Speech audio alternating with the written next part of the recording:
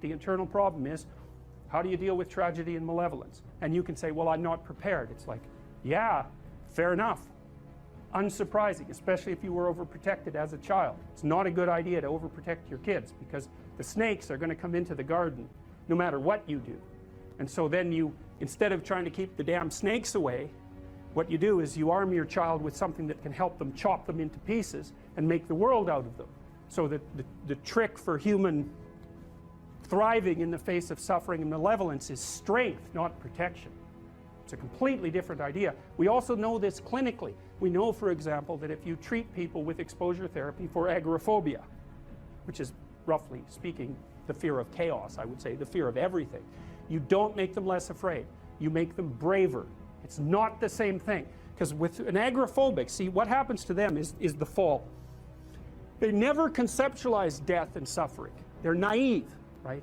It never enters the theater of their imagination, and it's because they're protected from it. But then something happens. This often happens to women in their 40s, because they're the people most likely to develop agoraphobia. Something happens. They've been protected from chaos by authority their entire life. So maybe they had an overprotective father, and then they went to an overprotective boyfriend, and then they went to an overprotective husband. And maybe they were willing to be subjugated to all three of those because of the protection, right? So that's the bargain. They stay weak and dependent, and maybe they have to, because that's the only way they can appeal to the person who's hyperprotective. But the price they pay for that is that they're not sufficiently competent. And then something happens in their life, often in their 40s. They develop heart palpitations, maybe as a consequence of menopause. Their heart starts to beat erratically, and they think, oh no, death. It's like, well, who are you going to talk to about that? Right? There's no protection from authority for that. Or maybe their friend gets divorced, or maybe their sister dies, or something like that. It brings up the specter of mortality, and maybe the specter of malevolence and mortality, and it brings it up in a way that authority, recourse to authority, cannot solve. And so then they have panic attacks. What happens? They go out, they get afraid, they feel their heart beating, then they get afraid of their heart beating because they think, oh no, I'm going to die, and they think, oh no, I'm going to die, and I'm going to make a fool of myself while I'm doing it and attract a lot of attention. So the two big fears come up: mortality and social judgment.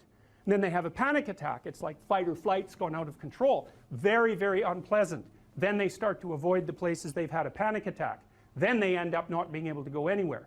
So then Tiamat has come back, right? A huge monster, a little victim. And so what do you do with them? Well, there's no saying, no, there's no Tiamat.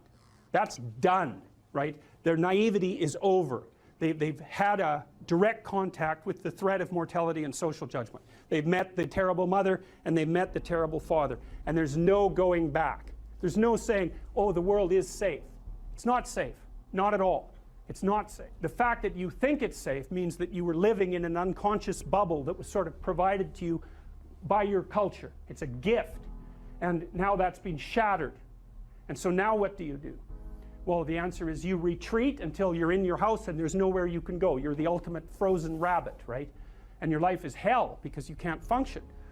The alternative is, let's take apart the things you're afraid of.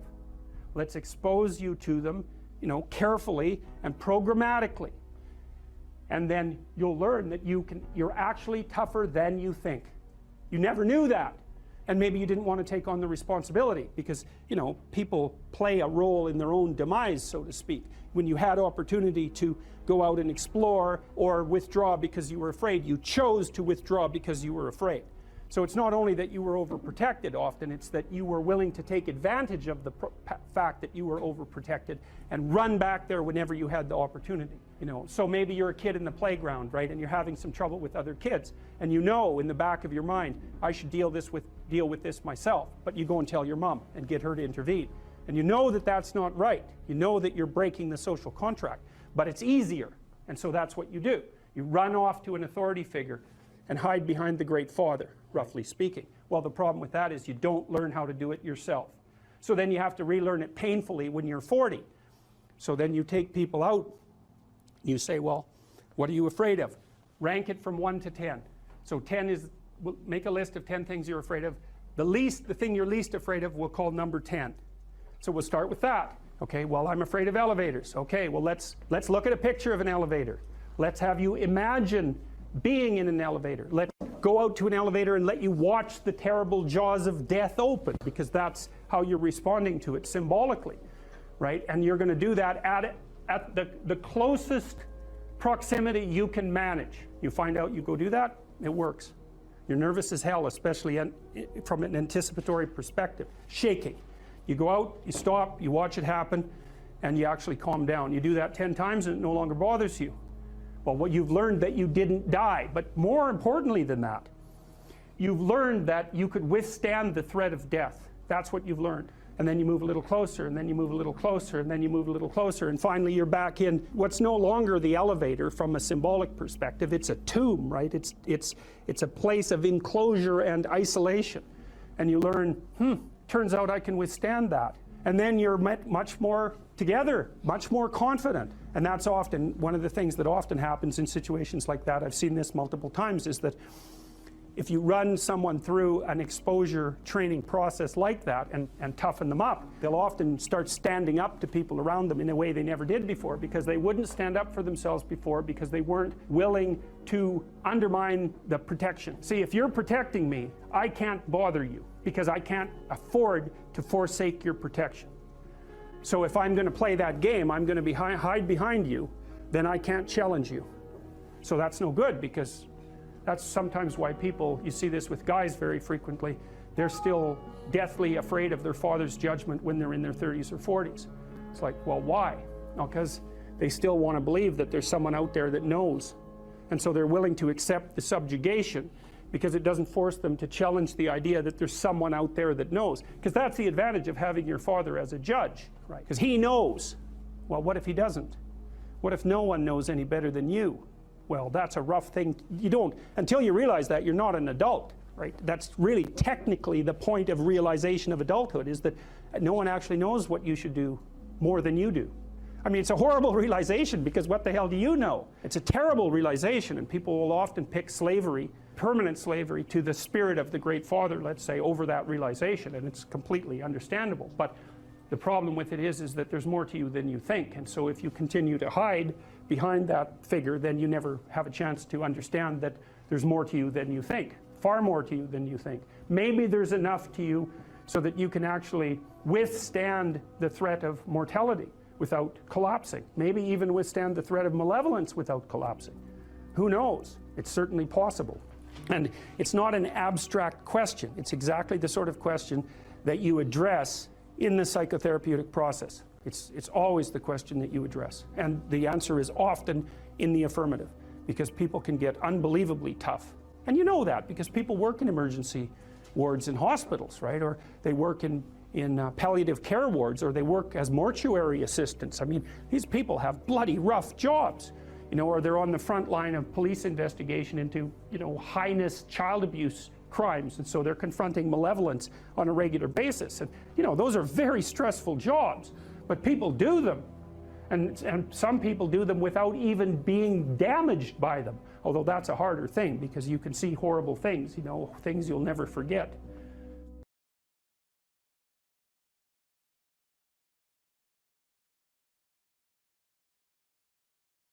Someone who is incapable of cruelty is a higher moral being than someone who is capable of cruelty. And I would say, and this follows Jung as well, that that's incorrect, and it's dangerously incorrect, because if you are not capable of cruelty, you are absolutely a victim to anyone who is. And so part of the reason that people go watch anti-heroes and villains is because there's a part of them crying out for the incorporation of the monster within them, which is what gives them strength of character and self-respect, because it's impossible to respect yourself until you grow teeth.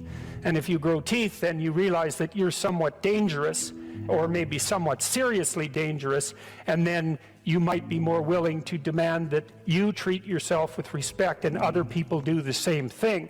And so that doesn't mean that being cruel is better than not being cruel. What it means is that being able to be cruel and then not being cruel is better than not being able to be cruel. Because in the first case, you're nothing but weak and naive. And in the second case, you're dangerous, but you have it under control. And, you know, a lot of martial arts concentrate on exactly that as part of their philosophy of training. It's like, we're not training you to fight. We're training you to be peaceful and awake and avoid fights. But if you happen to have to get in one, and I guess the philosophy also is that if you're competent at fighting, that actually decreases the probability that you're going to have to fight, because when someone pushes you, you'll be able to respond with confidence, and with any luck, and this is certainly the case with bullies, with any luck, a reasonable show of confidence, which is very much equivalent to a show of dominance, is going to be enough to make the bully back off. And so the strength that you develop in your monstrousness is actually the best guarantee of peace. And that's partly why Jung believed that it was necessary for people to integrate their shadow. And he said that was a terrible thing for people to attempt, because the human shadow, which is all those things about yourself that you don't want to realize, reaches all the way to hell. And what he meant by that was, it's through an analysis of your own shadow that you can come to understand why other people are capable, and you as well, of the sorts of terrible atrocities that characterized, let's say, the 20th century. And without that understanding, there's no possibility of bringing it under control. When you study Nazi Germany, for example, or you study the Soviet Union, particularly under Stalin, and you're asking yourself, well, what are these perpetrators like? Forget about the victims, let's talk about the perpetrators. The answer is, they're just like you. And if you don't know that, that just means that you don't know anything about people, including yourself. And then it also means that you have to discover why they're just like you. And believe me, that's no picnic. So that's enough to traumatize people, and that's partly why they don't do it. And it's also partly why the path to enlightenment and wisdom is seldom trod upon, because if it was all a matter of following your bliss and doing what made you happy, then everyone in the world would be a paragon of wisdom. But it's not that at all. It's a matter of facing the thing you least want to face.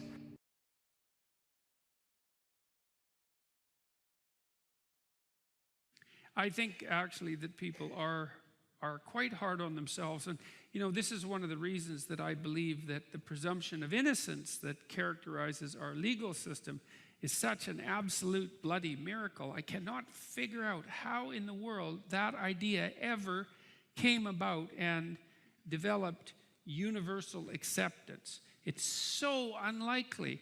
You know, if you deal with people in a clinical setting and they're somewhat depressed, which is not uncommon, and they've done something that they are guilty about, independent of whether they've done something that they feel guilty about, independent of whether they're actually guilty, they tend to take themselves apart. Now, that's especially true if you happen to be high in trait neuroticism, which is one of the big 5 traits: extroversion, which is a positive emotion dimension; neuroticism, a negative emotion dimension; agreeableness, which is compassion and politeness; conscientiousness, which is orderliness and industrious; and openness, which is intellect and openness proper, something like creativity. If you're higher than normal in neuroticism, it's very easy to take yourself apart if you're feeling guilty about something that you've done. And people, many people, will feel guilty about what they've done at the drop of a hat. I mean, first of all, they accuse themselves of their own shortcomings. And then if they are accused by someone else, it's often very, very difficult for them to mount their own defense, you know, to believe in their own innocence. You know, because you'd think, well, you know, the police come to your door, or a mob comes for you, let's say, on Twitter, and, you know, you're a stalwart sort of person, and you pronounce your innocence, and, you know, you're a brick wall, nothing gets through that. And that's just not how it goes, man. If the mob comes for you on Twitter, the probability that if you're a reasonably well-socialized person, that you're going to be wondering what you did wrong and how you should apologize and what you should do to put yourself back in the good graces of the community is extraordinarily high. You know, because, well, you probably have done some things wrong in your life, and you probably are guilty about this and that, and perhaps you didn't conduct yourself perfectly. And so it's very difficult for you to mount your own defense, to presume your own innocence and mount your own defense, which, by the way, is why it's a very good reason to have a lawyer. And one of the things I would say, I'm dead serious about this. I've worked with legal cases a lot and learned a lot about the limitations and lack thereof of police ability to question you, for example. And if you're ever accused of something serious, then do not talk to the police until you have a lawyer, because you will definitely get yourself in all sorts of trouble. And so you might think, well, if you're innocent, and the police will tell you this too, then you have nothing to be afraid of. Of course, that's complete bloody rubbish, because you always have something to be afraid of, and innocence and guilt are relative things, and they're not that easy to determine. So don't be so sure that you can defend yourself, for reasons we'll go into, but also don't be so sure that you don't need someone who's professional to stand sort of outside of you and to look at you like an individual among other individuals and to adjudicate your relative guilt or innocence in that manner. You know, in our legal system, you're actually not required to be perfect, and thank God for that. What you're required to be is reasonable, and like a reasonable and let's say somewhat normative human being. You're not required to go above and beyond the duty with regards to heroism, for example. I was involved in a court case. It was quite a terrible case where a woman was up on trial for murder, and she happened to be in the wrong place at the wrong time, shall we say. She was in a motorhome in a junkyard waiting for her boyfriend, and she happened to walk out of the motorhome just as a gang was killing an enemy, I guess, an enemy gang member with rocks. Very, very brutal. And they stripped her naked and told her that they would rape her and that they would kill her child. She had one child, unless she participated in the murder.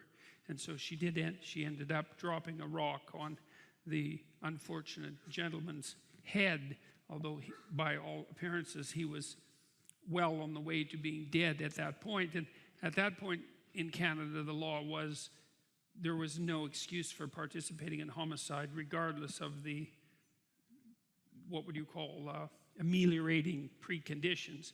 But they did decrease her culpability substantially, because they believed there was genuine reason for her to believe that her life was threatened and that she was going to be subjected to sexual assault, and that her child, I don't think they did threaten her child, but they did certainly threaten her child with no longer having a mother. So, in any case, we can get involved in very terrible things, and it's very difficult for us to defend ourselves. You need a lawyer to do that, and so that's a good piece of practical advice, and I would strongly recommend that you follow it if you ever happen to find yourself in trouble. It's also the case if you find yourself in trouble at work or on social media.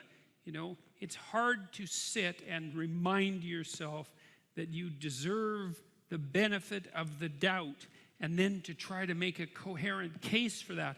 One of the things I often did for my clients who were in trouble at work for one reason or another, often because, well, for a variety of reasons, sometimes because they hadn't done everything they should have at work, you know, and so they carried some burden of responsibility for that, but sometimes because there were people who were genuinely malevolently predisposed towards them, bullying them in terrible ways, and they just weren't good at mounting their own defense, which was also one of the things, by the way, that made them prone to being bullied.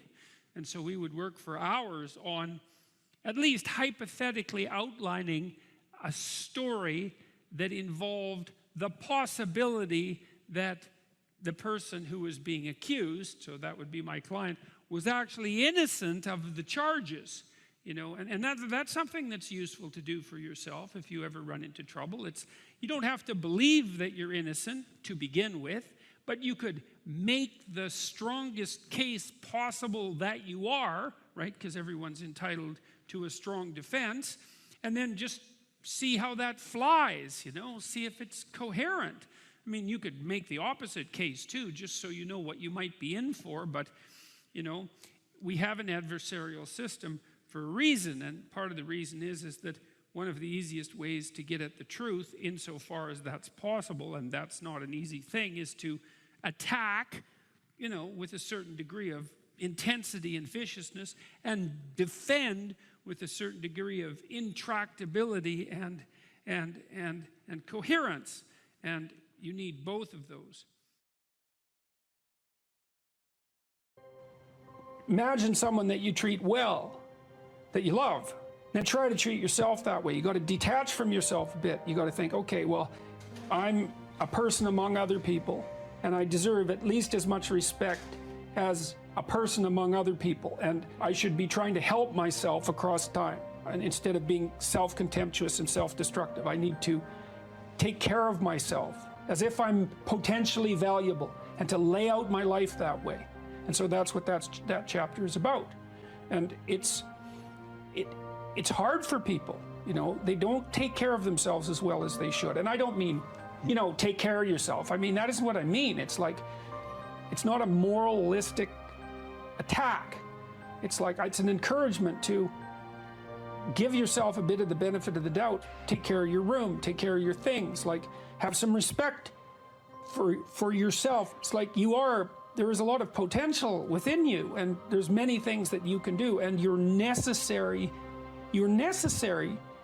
more than you think to the unfolding of things. Like if you make a bunch of bad decisions, things get worse, not just for you, like things get worse.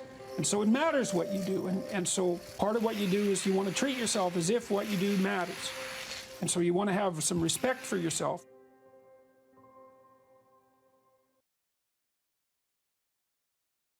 One of the things Solzhenitsyn said about hedonism, he said, the doctrine that life is for happiness is invalidated by the first sound of the jackboots kicking in your door. And so then the question is, well, what do you do in the face of suffering when your philosophy is hedonic, is hedonistic? And the answer is collapse. And that means that happiness as an aim is shallow and weak. It cannot withstand suffering. Obviously, because when you're suffering, you're not happy. And if the purpose of life is to be happy, then when you're suffering, your life has no meaning. And then if you're suffering and there's no meaning in the suffering, then you're really suffering. That's really hell. But then you think, and this is something that's really heartened me. I talk to my audiences, especially to the young men. I say, look, first of all, don't aim at being happy, because that's just not going to work, especially when the storms come and barbarians are beating at the gate. You can just forget about that. And there's going to be times in your life where you're suffering so much you can't believe it. And so you're going to need something a hell of a lot more robust than happiness to get you through that. And then you might say, well, what's more robust than happiness? Or maybe even what's more robust than pain? And then you could say, well, how about adventure? How about adventure? How about we go out and sail the uncharted seas, you know? How about we go and, Jesus, I talked to a guy the other day. He's a driver for me down in Nashville, where I am, ex-military guy, special forces guy, tough as a bloody boot, now works as a cowboy out in Montana, you know, a real character, perfect bloody American archetype. He knew he wanted to be in the special forces when he was 5. So I talked to him for like half an hour trying to figure out what motivated him, you know? And he told me probably 10 stories about his life, all very colorful and deep anecdotes, battle and rescue and physical privation and discipline. And every 10 minutes he said, I was looking for a new challenge. And then I was looking for a new challenge. And then I'd already done that, so I was looking for a new challenge. And for him, life was nothing but a sequence of impossible mountains to climb. And that's exactly what he wanted. And that's what I think we all want. You know, in the story of Abraham, when Abraham is perfectly happy in his father's tent, eating peeled grapes and, you know, having his diapers changed, even though he's 80 years old. And God calls him out to adventure. And it's very catastrophic, right? Because Abraham encounters tyranny and starvation and war and conspiracy to steal his wife and his own proclivity to lie cowardly. And this is all like that's his first sequence of adventures. And you think, well, what the hell's going on here? It's certainly not the case that God called him out to be happy. And I think the right moral to draw from that story is that God, so to speak, has called us out for something far greater than mere happiness. So much greater than happiness that happiness pales in comparison. He's called us out for the adventure of our life that's of sufficient moral integrity to justify the suffering. And that's something. And if you tell people that, if you let them know that, well, that makes them stand up and cheer, eh? Because deep in their heart, they know that's true. They're hearing that spirit of adventure calls you to be a patriarchal despoiler of the planet. And that demoralizes young men. And that's, of course, exactly the point, because demoralized young men aren't oppressors, although, yes, they are. And they're not despoilers of the planet, although, yes, they are. And so happiness, it's like, that's just, happiness is a side effect of moral venture, and if it comes along, you should be bloody thrilled. But as an aim, it's for narcissistic 3-year-olds as an aim.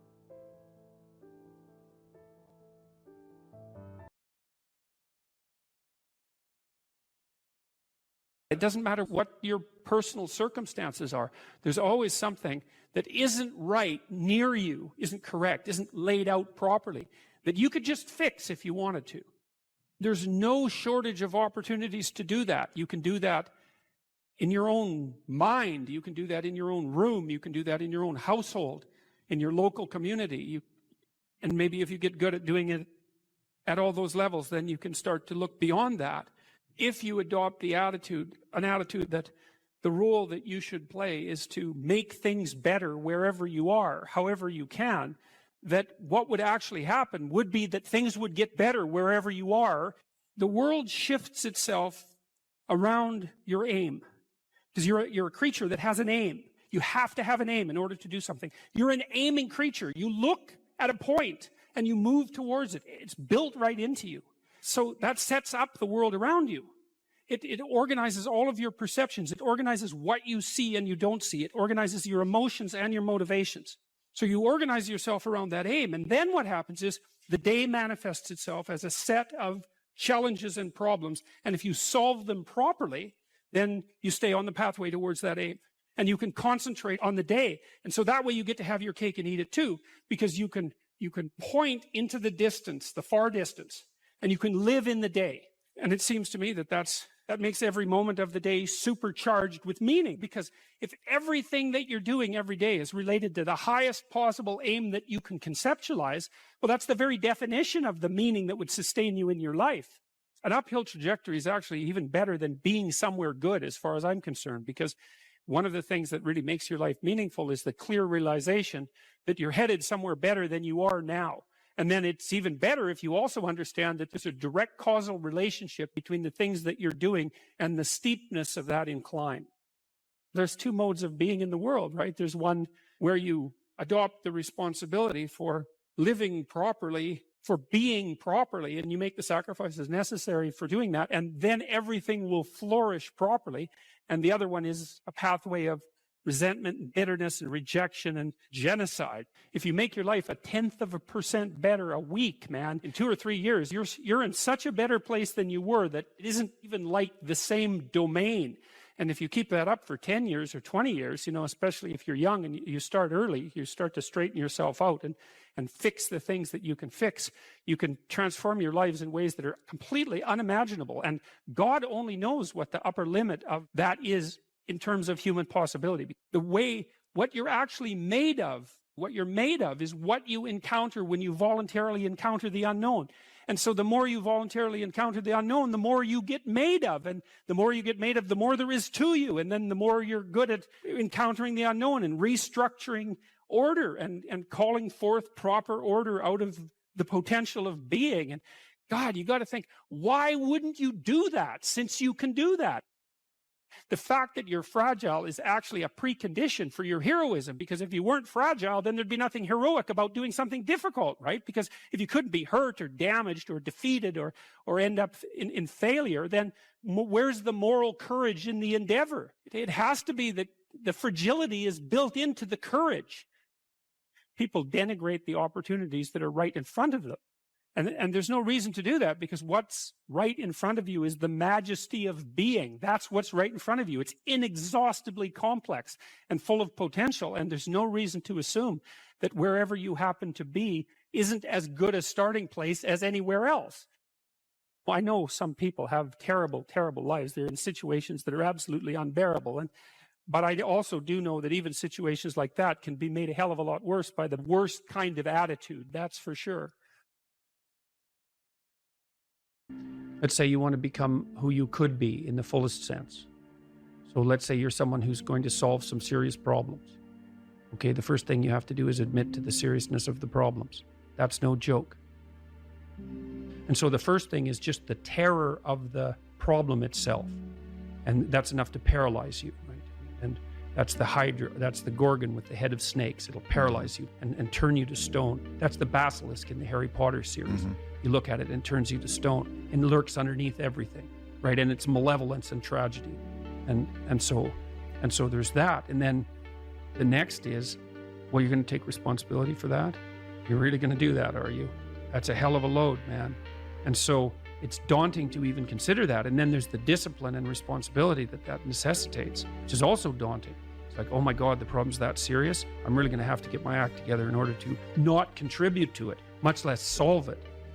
And so the problem is terrible, and then the solution is daunting. But the upside of that is like, well, there isn't anything better to have than a problem that's worth solving, like that's really worth solving, right? And so the more of that you take on, the more you have a reason to get out of bed in the morning, no matter what. Like, I'm getting up, I'm trudging forward. Doesn't matter what I'm suffering from. I've got things that need to be done. They're necessary. And that gives you that sense of purpose that is the antidote to bitterness. Okay, well, let's say you want your life to be meaningful. It's like, okay, then what you do matters. It actually matters. Or how starting to clean up the room changed their life. That's quite fun because it's something I always tell people to do instead of going out and protesting. Jesus, I just can't stand that. Cleaning up the room? Yeah. Meaning? Well, my sense is that if you want to change the world, you start from yourself and work outward because you build your competence that way. It's like, I don't know how you can go out and protest the structure of the entire economic system if you can't keep your room organized. Well, I made a video call, which was called Message to Millennials, where it was called How to Change the World Properly. A bit of it on the pretentious side, I suppose, but I was trying to produce something that was a counterposition to this idea that what you should do is go out and fix up other people. You know, that's just not right. And there's a New Testament line about that, something about, you know, not worrying too much about the log in your neighbor's eye, or about the speck in your neighbor's eye when you have a log in your eye. What would the world be like if people stopped avoiding the things they knew they should do? You know, because the question is, how much are we contributing to the fact that life is an existential catastrophe and a tragedy? How much is our own corruption contributing to that? That's a really worthwhile question. The things you leave undone because you're angry, you're resentful, you're lazy, you have inertia. Well, you consult your conscience and it says, well, you know, that place over there could use a little work. It's the same as working on yourself, and so you clean that up because you can, and then things are a little clearer around you, and you're a little better off because you've practiced a bit, and so you're a little stronger, and then something else manifests itself and says, well, maybe you could like take a crack at fixing me up too. So you decide to do that, and then that gets a little bit more pristine, you know, and soon, and it's humble because you're not exceeding your domain of competence. You know, it's like, don't be fixing up the economy, 18-year-olds. You don't know anything about the economy. It's a massive, complex machine beyond anyone's understanding, and you mess with it at your peril. So, and can you even clean up your own room? No. Well, you should think about that. You should think about that. What could you do to improve yourself? Well, let's step one step backwards. The first question might be, why should you even bother improving yourself? And I think the answer to that is something like, so you don't suffer any more stupidly than you have to. And maybe so others don't have to either. It's something like that. You know, like there's a real injunction at the bottom of it. It's not some casual self-help doctrine. It's that if you don't organize yourself properly, you'll pay for it, and in a big way, and so will the people around you. Now, and you could say, well, I don't care about that, but that's actually not true. You actually do care about that, because if you're in pain, you will care about it. And so you do care about it, even if it's just that negative way, you know. it's very rare that you can find someone who's in excruciating pain who would ever say, well, it would be no better if I was out of this. It's sort of pain is one of those things that brings the idea that it would be better if it didn't exist along with it. It's incontrovertible. So you get your act together so that there isn't any more stupid pain around you than necessary. Well, so then the question might be, well, how would you go about getting your act together? And the answer to that, and this is a phenomenological idea too, it's something like, look around for something that bothers you and see if you can fix it. So now you think, well, let's say you go into you can do this in a room. It's quite fun to do it just when you're sitting in a room, like a room, maybe your bedroom. You can sit there and just sort of meditate on it and think, okay, if I wanted to spend 10 minutes making this room better, what would I have to do? And you have to ask yourself that, right? It's not a command, it's like a genuine question. And things will pop out in the room that you like, there's a stack of papers over there that's kind of bugging you, and you know that maybe little order there would be a good thing, and there's some rubbish behind your computer monitor that you haven't attended to for like 6 months, and the room would be slightly better if it was a little less dusty and the cables weren't all tangled up the same way. And like, if you allow yourself just to consider the expanse in which you exist at that moment, there'll be all sorts of things that'll pop out in it that you could just fix. And I might say, well, if you were coming to see me for psychotherapy, the easiest thing for us to do first would just be to get you to organize your room. You think, well, is that psychotherapy? And the answer is, well, it depends on how you conceive the limits of your being. And I would say, start where you can start. If something announces itself to you, which is a strange way of thinking about it, as in need of repair, that you could repair, then, hey, fix it. You fix 100 things like that, your life will be a lot different. I often tell people too, fix the things you repeat every day, because people tend to think of those as trivial, right? You get up, you brush your teeth, you have your breakfast, you have your routines that you go through every day. Well, those probably constitute 50% of your life. And people think, well, they're mundane, I don't need to pay attention to them. It's like, no, that's exactly wrong. The things you do every day, those are the most important things you do. Hands down. All you have to do is do the arithmetic. You figure it out right away. So 100 adjustments to your broader domain of being, and there's a lot less rubbish around, and a lot fewer traps for you to step into. And so that's in keeping with Jung's idea about erasing once you've got your mind and your emotions together, and once you're acting that out, then you can extend what you're willing to consider yourself and start fixing up the things that are part of your broader extent. Now, sometimes you don't know how to do that. So you might say, imagine you're walking down Bloor Street and there's this guy who's like alcoholic and schizophrenic and has been on the streets for 10 years. He sort of stumbles towards you and, incoherently mutters something. That's a problem. And it would be good if you could fix it, but you haven't got a clue about how to fix that. You just walk around that and go find something that you could fix, because if you muck about in that, not only is it unlikely that you'll help that person, it's very likely that you'll get hurt yourself. So, just because while you're experiencing things announce themselves as in need of repair doesn't mean that it's you right then and there that should repair them. You have to have some humility. You don't walk up to a helicopter that isn't working and just start tinkering away with it. You have to stay within your domain of competence. But most of the time, if people look at their lives, it's a very interesting thing to do. I like the idea of the room, because you can do that at the drop of a hat. You go back to where you live and sit down and think, okay, I'm going to make this place better for half an hour. What should I do? And you have to ask. And things will just pop up like mad. And it's partly because your mind is a very strange thing. As soon as you give it a name, a genuine aim, it'll reconfigure the world in keeping with that aim. That's actually how you see to begin with. And so if you set it a task, especially, you have to be genuine about it, which is why you have to bring your thoughts and emotions together, and then you have to get them in your body so you're acting consistently. You have to be genuine about the aim, but once you aim, the world will reconfigure itself around that aim, which is very strange. And it's technically true. You know, the best example of that, you have all seen this video where you watch the basketballs being tossed back and forth between members of the white team versus the black team, and while you're doing that, a gorilla walks up into the middle of the video and you don't see it. It's like, you know, if you thought about that experiment for about 5 years, that would be about the right amount of time to spend thinking about it, because what it shows you is that you see what you aim at. And that, man, if you can get one thing through your head as a consequence of even being in university, that would be a good one. You see what you aim at. And so, because one inference you might draw from that is, be careful what you aim at, right? What you aim at determines the way the world manifests itself to you.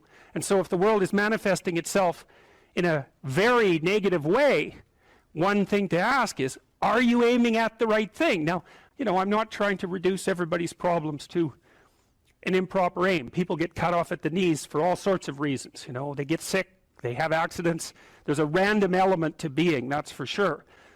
And so you don't want to take anything, even that particular phrase, too far. You want to bind it with the fact that random things do happen to people, but it's still a great thing to ask.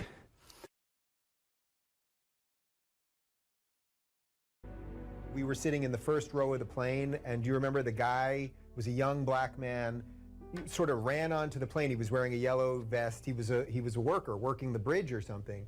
And he came up to you and he said, I'm not supposed to be on the plane right now. I'm not supposed to say anything, but you helped me turn my life around. I got this job because of you. And what I remember more than anything else is he had this huge smile on his face.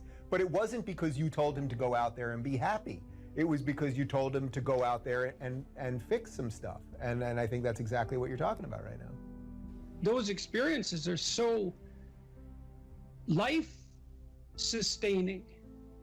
It's so remarkable to have that happen, and that's something I've been immensely privileged to constantly experience, although there's also something about it that's extremely painful. You know, the magnitude of that joy is sort of proportional to the obstacles it had to overcome while it was attempting to manifest itself. You know, and one of the things I'm sure you saw on the tour, and I don't know how this affected you, was the depth of hunger for encouragement that exists everywhere, as far as I can tell. And everyone wants to be appreciated when they bring their best to the table. That's why the current assault on merit is so unbelievably brutal, because it will deny everyone the right to be appreciated for being their best. And you might ask, well, when does the best become your enemy? And that's easy. It's when you flee from it.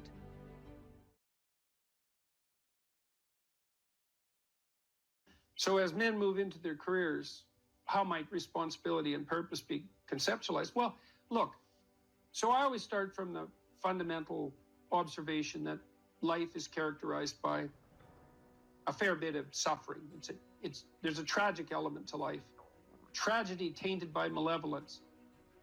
And what that poses a problem, and the problem is, well, what can sustain you through suffering and tragedy, betrayal and illness, death, loss, disappointment, frustration, confusion.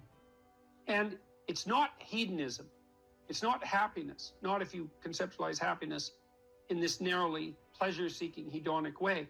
First of all, that doesn't iterate very well. You know, you can drink 26 of vodka one night, and that might be a pretty fun night, but you know the next 2 or 3 days are not going to be so pleasant, and you'll probably do at least 5 things that you seriously regret, assuming you can remember what they are. So it's not a great strategy, and everyone knows that you know, that casual, impulsive pleasure-seeking is not, it's not a good game. Everyone knows that. And that doesn't mean you should be afraid to try it, right? That's entirely different. You need to bash yourself around a bit. What did William Blake say? Wisdom through excess. There's definitely something to that. So, you know, walling yourself away from experimentation, that's not a good idea. But falling prey to indulgences, that's a catastrophe. So you can't find, and then if your life is proceeding in a direction that's painful and tragic for reasons that might be really out of your control, obviously you're not going to be happy during those times. You may not have even the opportunity to seek anything that's pleasurable or the ability to experience it. So then what's going to sustain you under those circumstances and sustain your will to live, but even more importantly, protect you from the resentment and the moral corruption that unrequited suffering can so easily produce? And the answer to that is not happiness, but something like meaning. And then you might ask yourself, well, where is meaning to be found? And the answer seems to be primarily through the voluntary adoption of responsibility. So people find meaning in the love they have for their partner and their decision to care for someone else as well or better than they would care for themselves. They find meaning in that, and it can sustain itself across many, many decades, for better or for worse. That's no joke, that phrase. They find meaning in the relationship they establish with their children, assuming they take the responsibility for that relationship. They find meaning in their friendships. They find meaning in their business associations, their civic engagement. People moralize at older people, moralize at younger people and say, well, you should accept your responsibility. You should shoulder your duty. And that's true, but it isn't exactly that you should do it because you should do it, even though you should. It's that there isn't anything better that you can possibly do. Like, you have to justify yourself to yourself. You have to justify yourself to yourself because of your inadequacies and your failure and your error and your propensity to repeat errors that you know you shouldn't repeat, your sinful nature. You have to atone for that. And then you have to justify your life to yourself because it's characterized by death and suffering. And so you need something worthwhile to do. And, well, then you might say, well, there's nothing worthwhile to do. It's well, you're probably not really in any position to make that judgment, till you've gone all in at least one thing. At least one thing. Because, who the hell are you? You're 16, you're cynical and nihilistic. It's like, you're not wise. You're not a philosopher. You don't know anything. And thank God, right? Because you don't even want to think you know anything because you're bloody miserable and you're suffering. And so if you're also right, well, then you're doomed. So you better bloody well pray that your cynicism and nihilism, unearned though it may be, is based on a fundamental falsehood. And it is. You can find deep significance in your life, and you find it essentially through the decision to voluntarily bear your suffering and to trudge uphill nonetheless.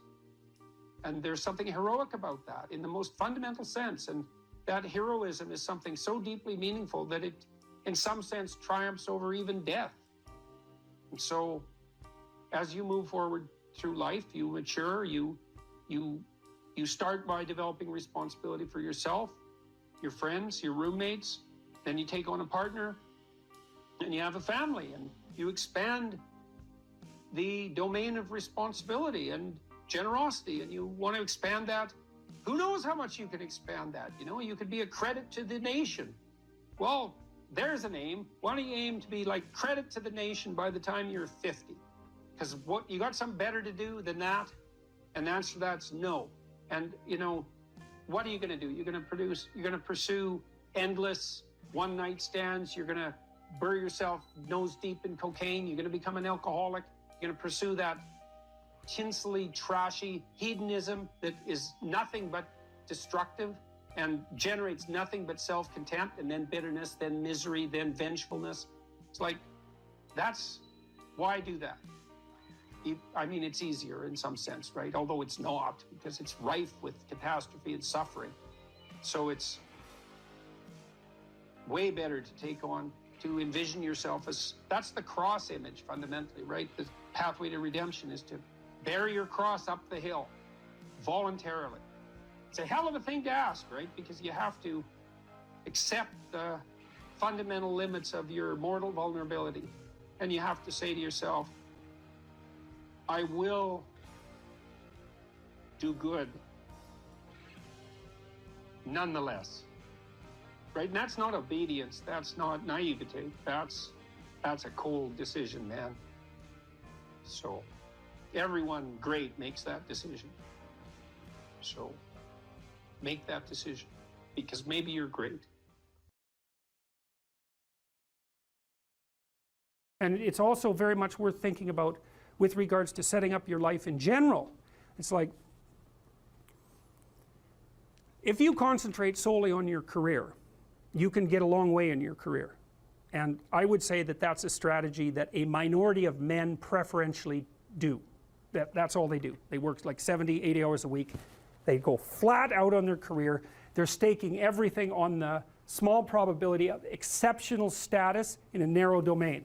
But it's hard on them. They don't have a life. It's very difficult for them to have a family. They don't know how to take any leisure activity. Like, they get very one-dimensional. Now, it may be that that unidimensionality is the price you have to pay to be exceptional at one thing, right? Because if you're going to be something like a genius level mathematician and you want to do that for, or a scientist say, it's like you're in your lab all the time, you're working 70 hours a week or 80 hours a week, you're smart, you're dedicated, you're unidimensional, and that's how you get to beat all the other people who are doing that. It's the only way.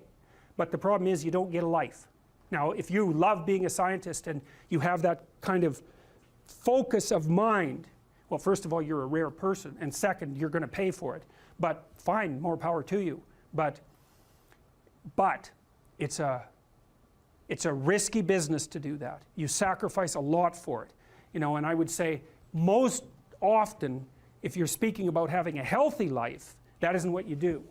You spread yourself out more. So, you know, you have a family, you have some things that you do outside of work that are meaningful to you and useful. You have a network of friends. Well, those 3 things alone, or 4 things alone, are plenty to keep you well oriented. And then if one of those things collapses, you know, everything doesn't go. Now, the price you pay for that is the more you strive to optimize that balance, the less likely you are to be fantastically successful at any single one of them. But you might have a very, you know, if you consider your life as a whole, that might be a winning strategy. One of the things Carl Jung said, I really liked this. He thought that men went after perfection and women went after wholeness. So they're different value, they're different, there's something different at the top of the value hierarchy. So perfection would be stake it all on one thing and look for radical success. Not that all men do that, because they don't, but we're talking about extremes, at least with regards to the men that do that. The wholeness idea is more like, well, it's like I want one thing in my life to be 150%, or I want 5 things in my life to be 80%. Well, there's a lot more richness in a life where you have 5 things operating at 80%, but you're not operating at any of them at 150%. So, and I really believe this because I've watched men and women go through their careers now for a long period of time, and one of the things that, there's lots of things that produce this, but one of the things that I've noticed is that mostly women in their 30s bail out of unidimensional careers. They won't do them. They won't put in the 80 hours a week that they would have to put in order to dominate that particular area. And it isn't, the reason that they won't do it is because they decide it's not worth it. And no wonder, because why would that be worth it? You have to ask yourself that. It's like, well, you want to be an outstanding scientist. It's like, okay, really, that's what you want, because that means that's what you do. Because you're competing with other people, you know, they're smart, they're hardworking, and if you want to be at the top, you have to be smarter and work harder than any of them. And working hard means working long hours. I mean, it also means working diligently, but in the final analysis, it's also an additive issue. If I'm smart and hardworking and I can crank out for 70 hours a week, and you do it for 30, it's like, in 2 years, I'm so far ahead of you, you will never ever catch up. So, anyways. And I think maybe part of the reason too that women are oriented that way more than men, I think there's 2 reasons. One is socioeconomic status does not make women more attractive on the mating market, but it does make men more attractive. And the second is women's time frame is compressed, right? Because guys can always say, well, I'll have kids later, and they can say that till they're like 80. Whereas women, it's like, no way, man, you got to get it together by the time you're, let's say 40, but really probably by 35, but definitely by 40, because otherwise it ain't happening. And that's bloody dreadful. Like, the most unhappy people you ever see, no. No. One of the common routes to extreme unhappiness is to want children and not have them. I wouldn't recommend that. You know, you see couples who are in their 30s. 1 couple in 3 over the age of 30 has fertility problems. That's defined as inability to conceive after 1 year of trying. 1 in 3. So it's worth thinking about, because people are very, very unhappy if they want to have kids and then they can't. Man, you're in the medical mill for 10 years if that's what happens to you. This is the Peter Pan story, roughly speaking. Peter Pan is this magical boy. Pan is the god of everything, roughly speaking, right? And so it's not an accident that he has the name Pan. And he's the boy that won't grow up. And he's magical. Well, that's because children are magical. They can be anything. They're nothing but potential. And Peter Pan doesn't want to give that up. Why? Well, he's got some adults around him, but the main adult is Captain Hook. Well, who the hell wants to grow up to be Captain Hook? First of all, you've got a hook. Second, you're a tyrant. And third, you're chased by the dragon of chaos with a clock in its stomach, right? The crocodile. It's already got a piece of you. Well, that's what happens when you get older. Time has already got a piece of you. And eventually, it's got a taste for you. And eventually, it's going to eat you. And so Hook is so traumatized by that he can't help but be a tyrant.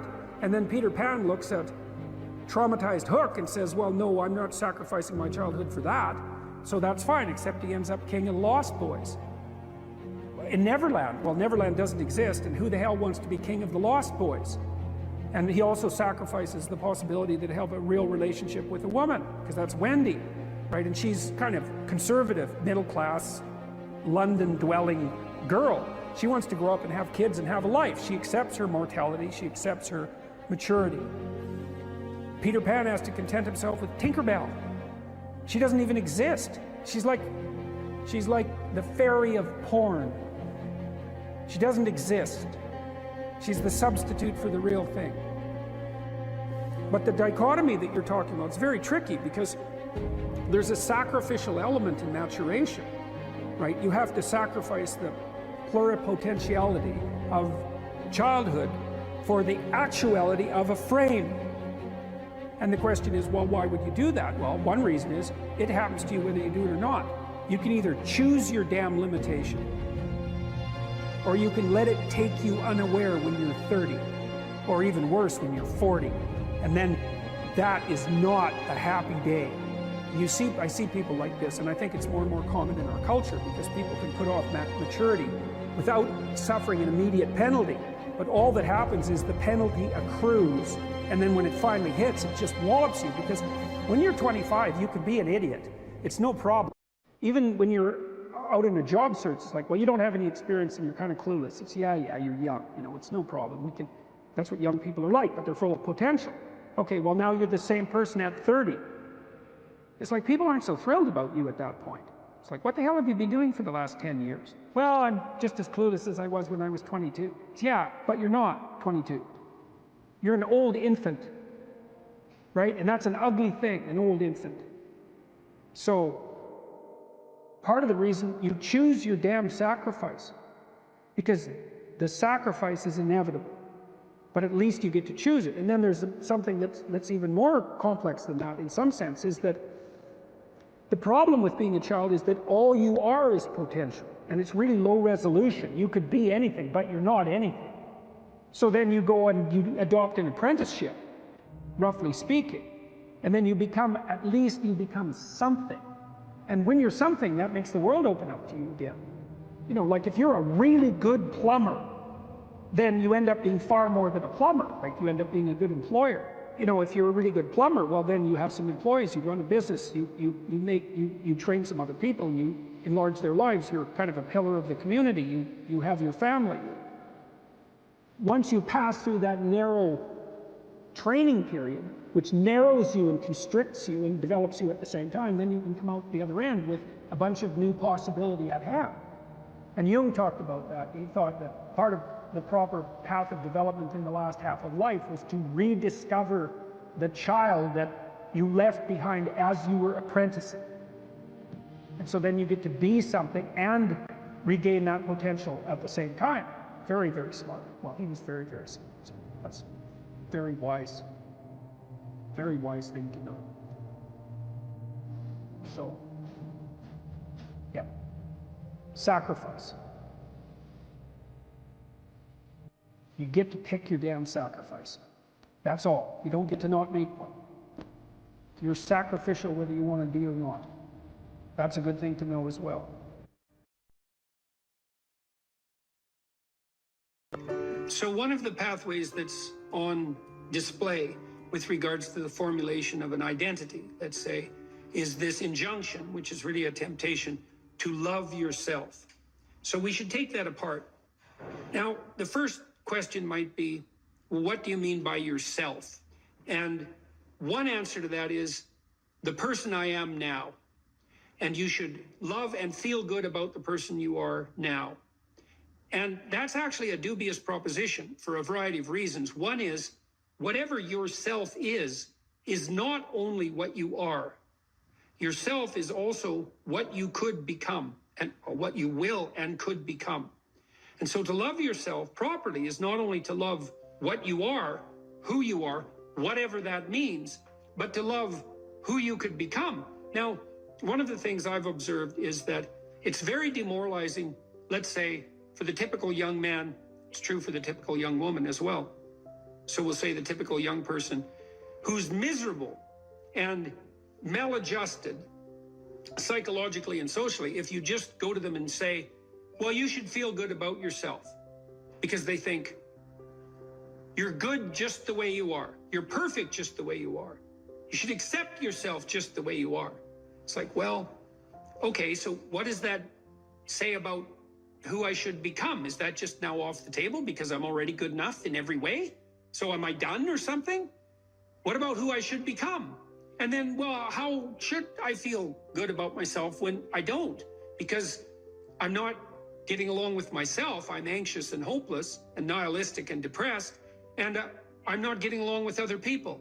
So how is it that that's all somehow something I should feel good about without being deluded? And these are complicated questions, because you don't want to beat yourself with a stick, which might be the opposite of that. So, well, feel bad about yourself. It's like, no, be judicious and merciful with yourself and think that you need to accept yourself in some way, the way a mother accepts a child.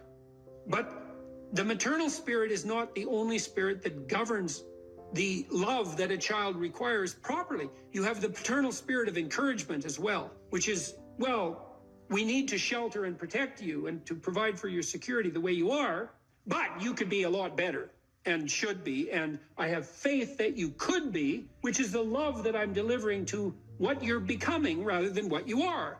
And so love that you direct towards yourself is partly directed towards that maternal care that's sort of the minimum precondition for basic flourishing, combined with an attitude of encouragement towards the possibilities of your being.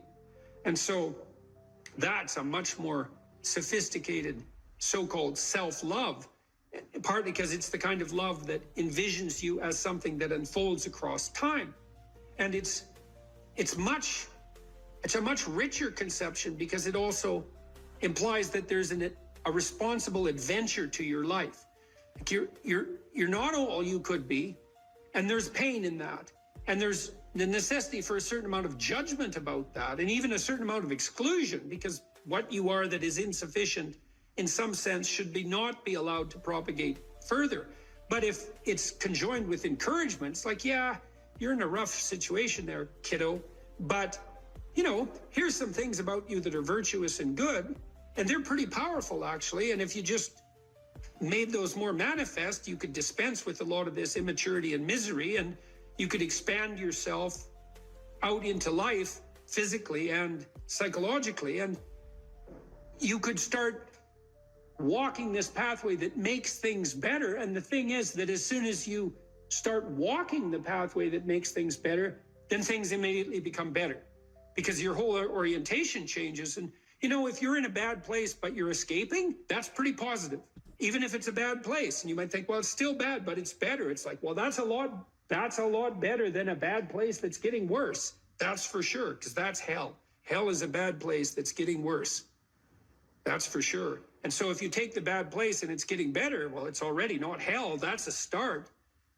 And so this notion of love, we've confused this with the maternal instinct for an infant. It's like, because an infant under 6 months is like, well, of course, your attitude towards an infant is you're exactly okay the way you are, in the sense that there's nothing to do with an infant under 6 months in the most fundamental sense, except to provide them with total care.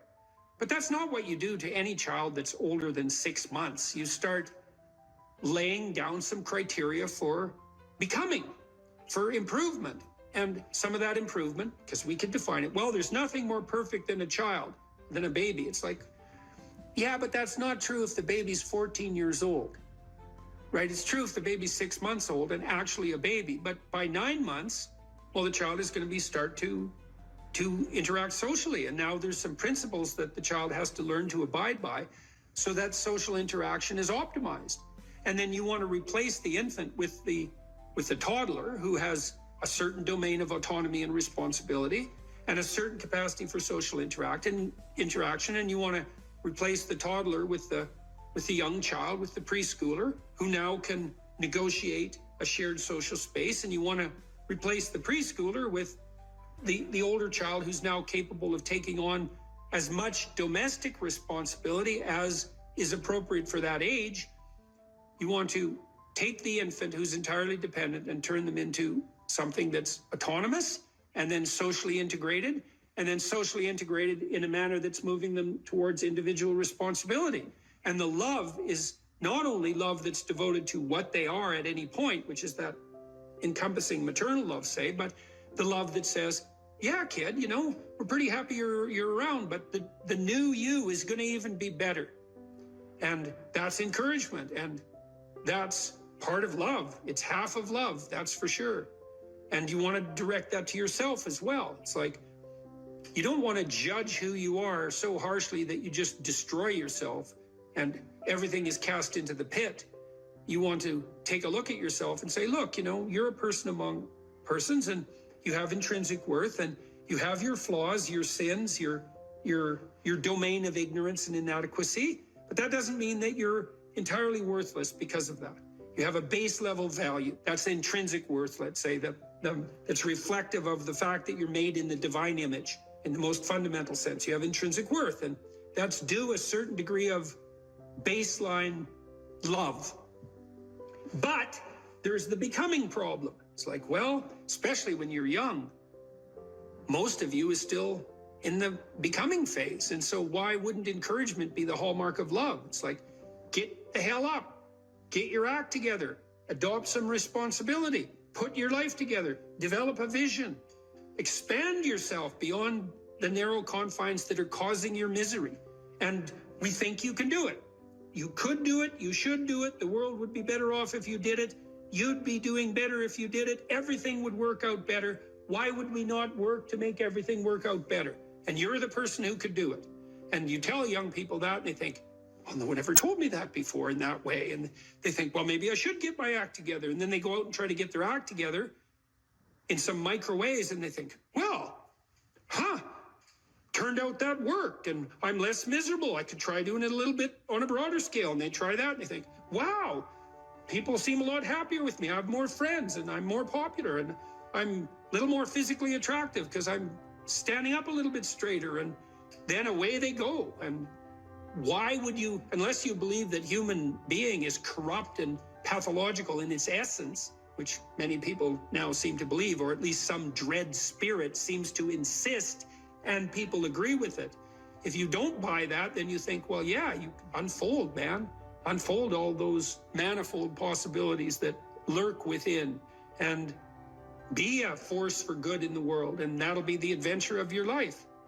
And I guess we could also add to that a bit of a disquisition on truth. So you should be oriented by love, and you could say, well, that's the desire to care for being and becoming, however it's manifest, to want that to turn out in the best possible manner. That could be your goal. I want things to turn out in the best possible manner. And you have to decide if that's true, because people are tempted to create little hells around them all the time. So don't be thinking that necessarily you want that, because it's not that easy to orient yourself so that that's all you want, because you're bitter and resentful and angry. And so all of that's going to interfere with that vision of love. And then you might say, well, now that you have that vision, what do you have as weapons to clear your path, let's say, or to set things in order as you move forward? And one of the answers to that is we have truth. Well, why? Well, because you want to contend with the world the way it is, obviously. So truth is going to be useful in that endeavor. And then you might say, well, if I could get away with something by not telling the truth, why shouldn't I just lie? If I could get what I wanted and if I could avoid responsibility, why not lie? And the first answer is, well, what makes you so sure you want to avoid responsibility, except narrowly in this moment, because it's not a good medium to long-term strategy and everyone knows it. And what makes you think that manipulating people in the short term so that you can gratify a whim is going to be a useful iterative strategy? It's like it's not. So you can dispense with that. And so what do you do when you tell the truth? Instead, is you predicate your actions on an axiom of faith, which is that nothing better can happen than that which happens if you live in truth. And that's a statement of deep religious faith, because the evidence for that can only be gathered as a consequence of manifesting the actions that are predicated upon that axiom of faith. You don't know till you lay it out. But you can say, well, I believe that the truth will set me free. And then you think, well, the truth will set me free. Who's me? Back to identity. Well, if you're lying, it's not you by definition, because if you're lying, you're attempting to implement a falsehood. You're attempting to falsify the world and yourself. That's what a lie is. And so if something happens that's good because you lied, it's not happening to you. It's a reward for the spirit of deceit that you allowed to inhabit you. And if you reward the spirit of deceit that you allowed to inhabit you, it will grow. And I would not recommend that. That's a very bad idea. In the contrary situation, you live and speak in truth, and then things happen. They're happening to you. That's your life, man. That's your adventure. And one of the things that's very interesting about the truth in that regard is that it provides a certain optimal unpredictability. You know, if you're talking to someone, you think, maybe you're being interviewed, or maybe you're having a discussion with someone. You think, I'd like to impress this person. It's like now you have a little vision of what the instrumental outcome of the conversation could be so that it reflects positively on some narrow conception of a desired future state. I want this person to be impressed with me. So I'm only going to say things they want to hear and that sound impressive. That's all lies. It's like, well, maybe you'll get that result, but it won't be what you want, because it's predicated on a falsehood. Instead, you could just have a conversation with the person, like a real conversation. It's like, what do you think? Here's what I think. Do you like it or not like it? It's like, well, I don't know if you like it or not like it. It's like, we can talk about that and why, but it's still what I think. And that doesn't mean it's right, but it's what I think. Well, then you lay that out, and then what happens to you is what happens to you. And then it's unpredictable, because imagine you're speaking deceitfully and instrumentally. You want something from someone. Okay, well then you're lying, so the you that receives is not you. It's the spirit of deceit. And it's also, you're instrumental because you think that that narrow vision is optimal, even though it requires deceit. You can just throw that away and you can say, well, I'm going to say what I think, carefully and judiciously, feeling out the words, and then I'm going to accept whatever happens, no matter how unpredictable. And then what you'll find is that's where you have adventure. Because you might ask too, well, what do you have to offset against the catastrophe of life? Responsibility, friendship, place, job, career, education, all of that. Adventure. Adventure. Is the adventure worth it? Well, if you tell the truth, you will have the adventure of your life. That's what will happen. It's funny that philosopher Kierkegaard, you don't usually hear a joke that starts like that, by the way. He wrote 150 years ago, and he was one of the first people who really wrote about anxiety. He was one of the first psychological philosophers. And he regarded himself as rather useless, all things considered. And he wrote a section in one of his books about all the industrialists that were operating in Europe at that time, trying in every possible way to make life easier and easier and more efficient and productive for everyone, which was definitely happening during the Victorian period, and Europe was rapidly transforming into an industrial powerhouse. And he said, someone as useless as him, with an orientation towards being a student who liked to sit and contemplate ideas and talk in cafes and smoke cigars and drink, could never do anything to make anything easier for anyone than everyone was already trying to make it. And so he thought that his task would be to make things more difficult for people, because there would come a time when what people wanted wasn't more ease, but more challenge and more difficulty. And that's really smart, you know, and it's witty and it's true. And one of the things that I've come to understand, I believe, is that, and Dostoevsky knew this too. He wrote about this in Notes from Underground. It's a great book, very short book, brilliant, absolutely brilliant, compelling, dark read.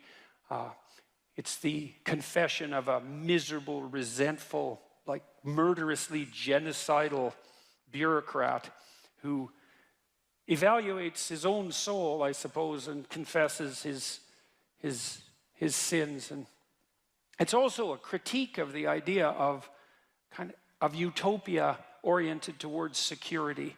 And Dostoevsky, who was dealing with the set of ideas that are really tearing us apart culturally right now, this idea of a eventual utopia based on something like security and safety.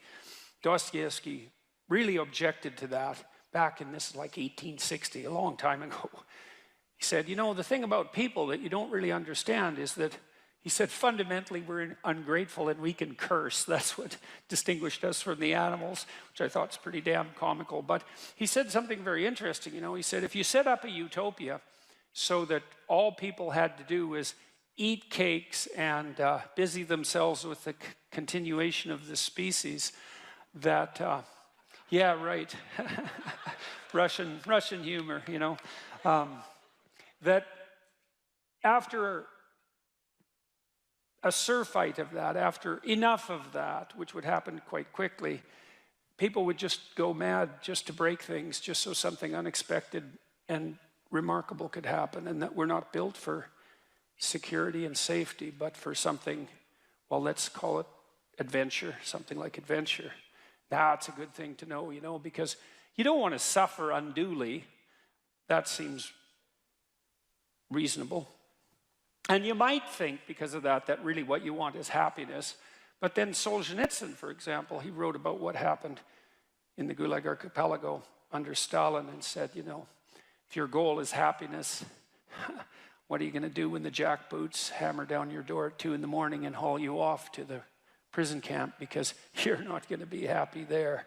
And so, you know, happiness is a boat that's easily capsized and the waves are always there. And so if your philosophy is one of, say, impulsive happiness, same sort of thing Dostoevsky was pointing at, and Kierkegaard, then you're not prepared when all hell breaks loose. And all hell, it will absolutely 100% break through at some point in your life. And you're lucky if it won't be decades, you know, it'll certainly be some of it, and it might be a lot of it. And for some of you, it's going to be damn near the whole thing.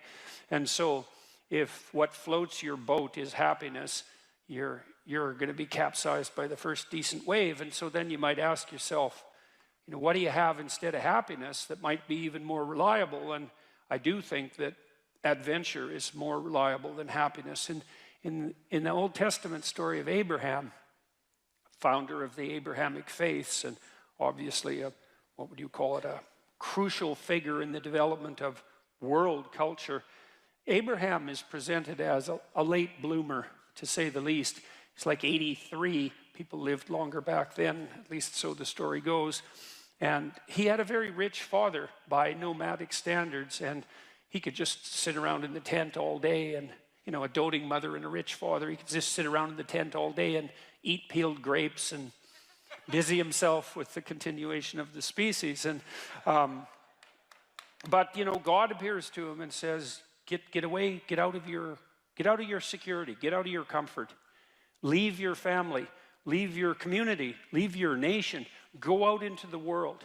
And it's a very interesting story. It's very interesting to contemplate it from both a psychological and a religious perspective, because what God is presented as in that book, which is a crucial book as I said, for world culture, is God is presented as the manifestation of the Spirit that calls even the too secure and pampered to adventure.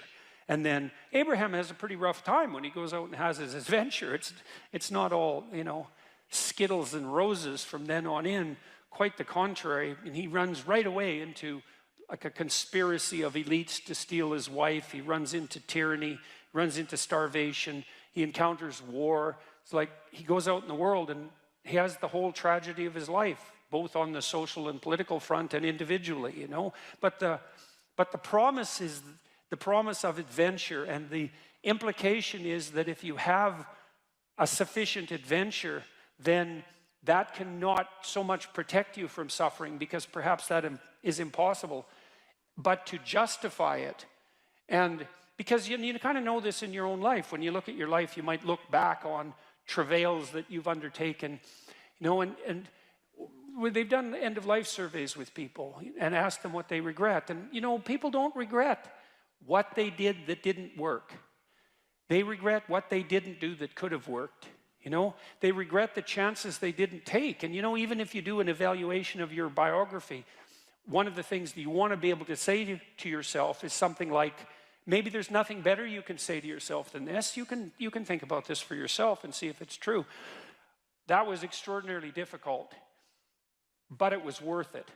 And, it's not like you can have one of those without the other, because you can't imagine that you could have some confidence in what you've managed to accomplish, right? The kind of confidence that would instill you with a certain genuine sense of self-regard despite your fundamental inadequacy.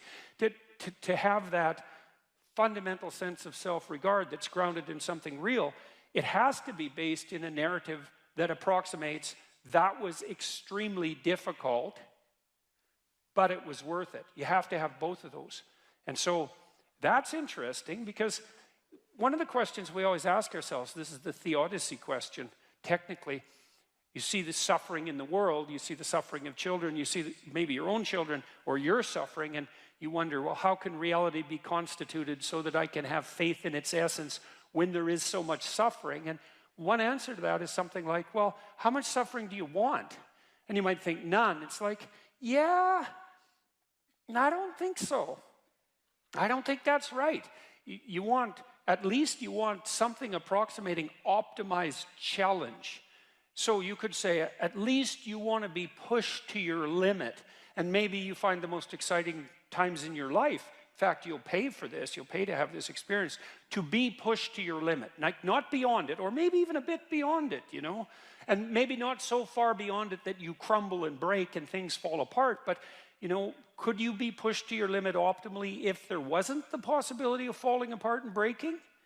That's an open question. How are you ever going to take something seriously if the consequences aren't actually serious?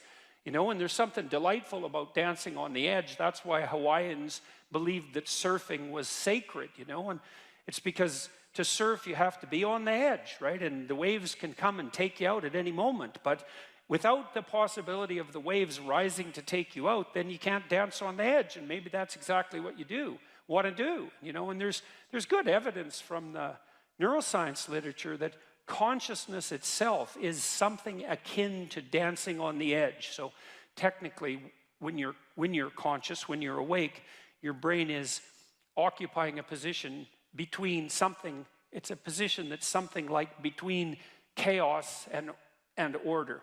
And if your brain's maximally ordered, well, you're just bored, nothing is changing. And if you're chaotic, then it's anxiety and catastrophe. But you want to be positioned right between those two, and that's when your consciousness is optimized, And when your consciousness is optimized, then you're deeply engaged in life, and everything seems alive and meaningful. And maybe that's the solution in some profound sense to the problem of suffering. It's that you optimize your interaction with chaos rather than being protected all the time from everything that could hurt you. And you kind of know this too if you have kids, because you don't want to keep your kids in an infantile state, and because when they're infants, pretty much what you do with them, say they're 6 months and younger, is you just keep them secure and safe, right? You just provide everything that you can for them.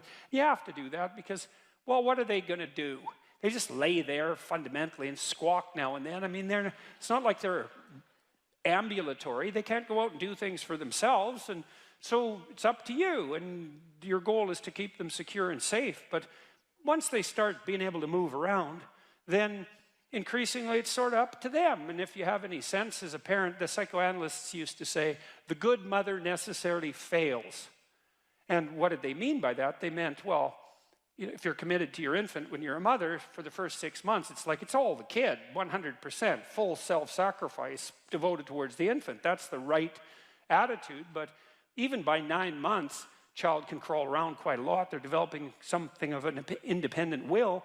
You start handing them challenges. You start handing them responsibility, and you keep them on the edge. And some of your kids are going to be able to be pushed harder than others, and part of the reason you have to develop a relationship with your kids, and your husband for that matter, is so that, you can keep them dancing on the edge, on the proper edge. And that's even better than the mere provision of security.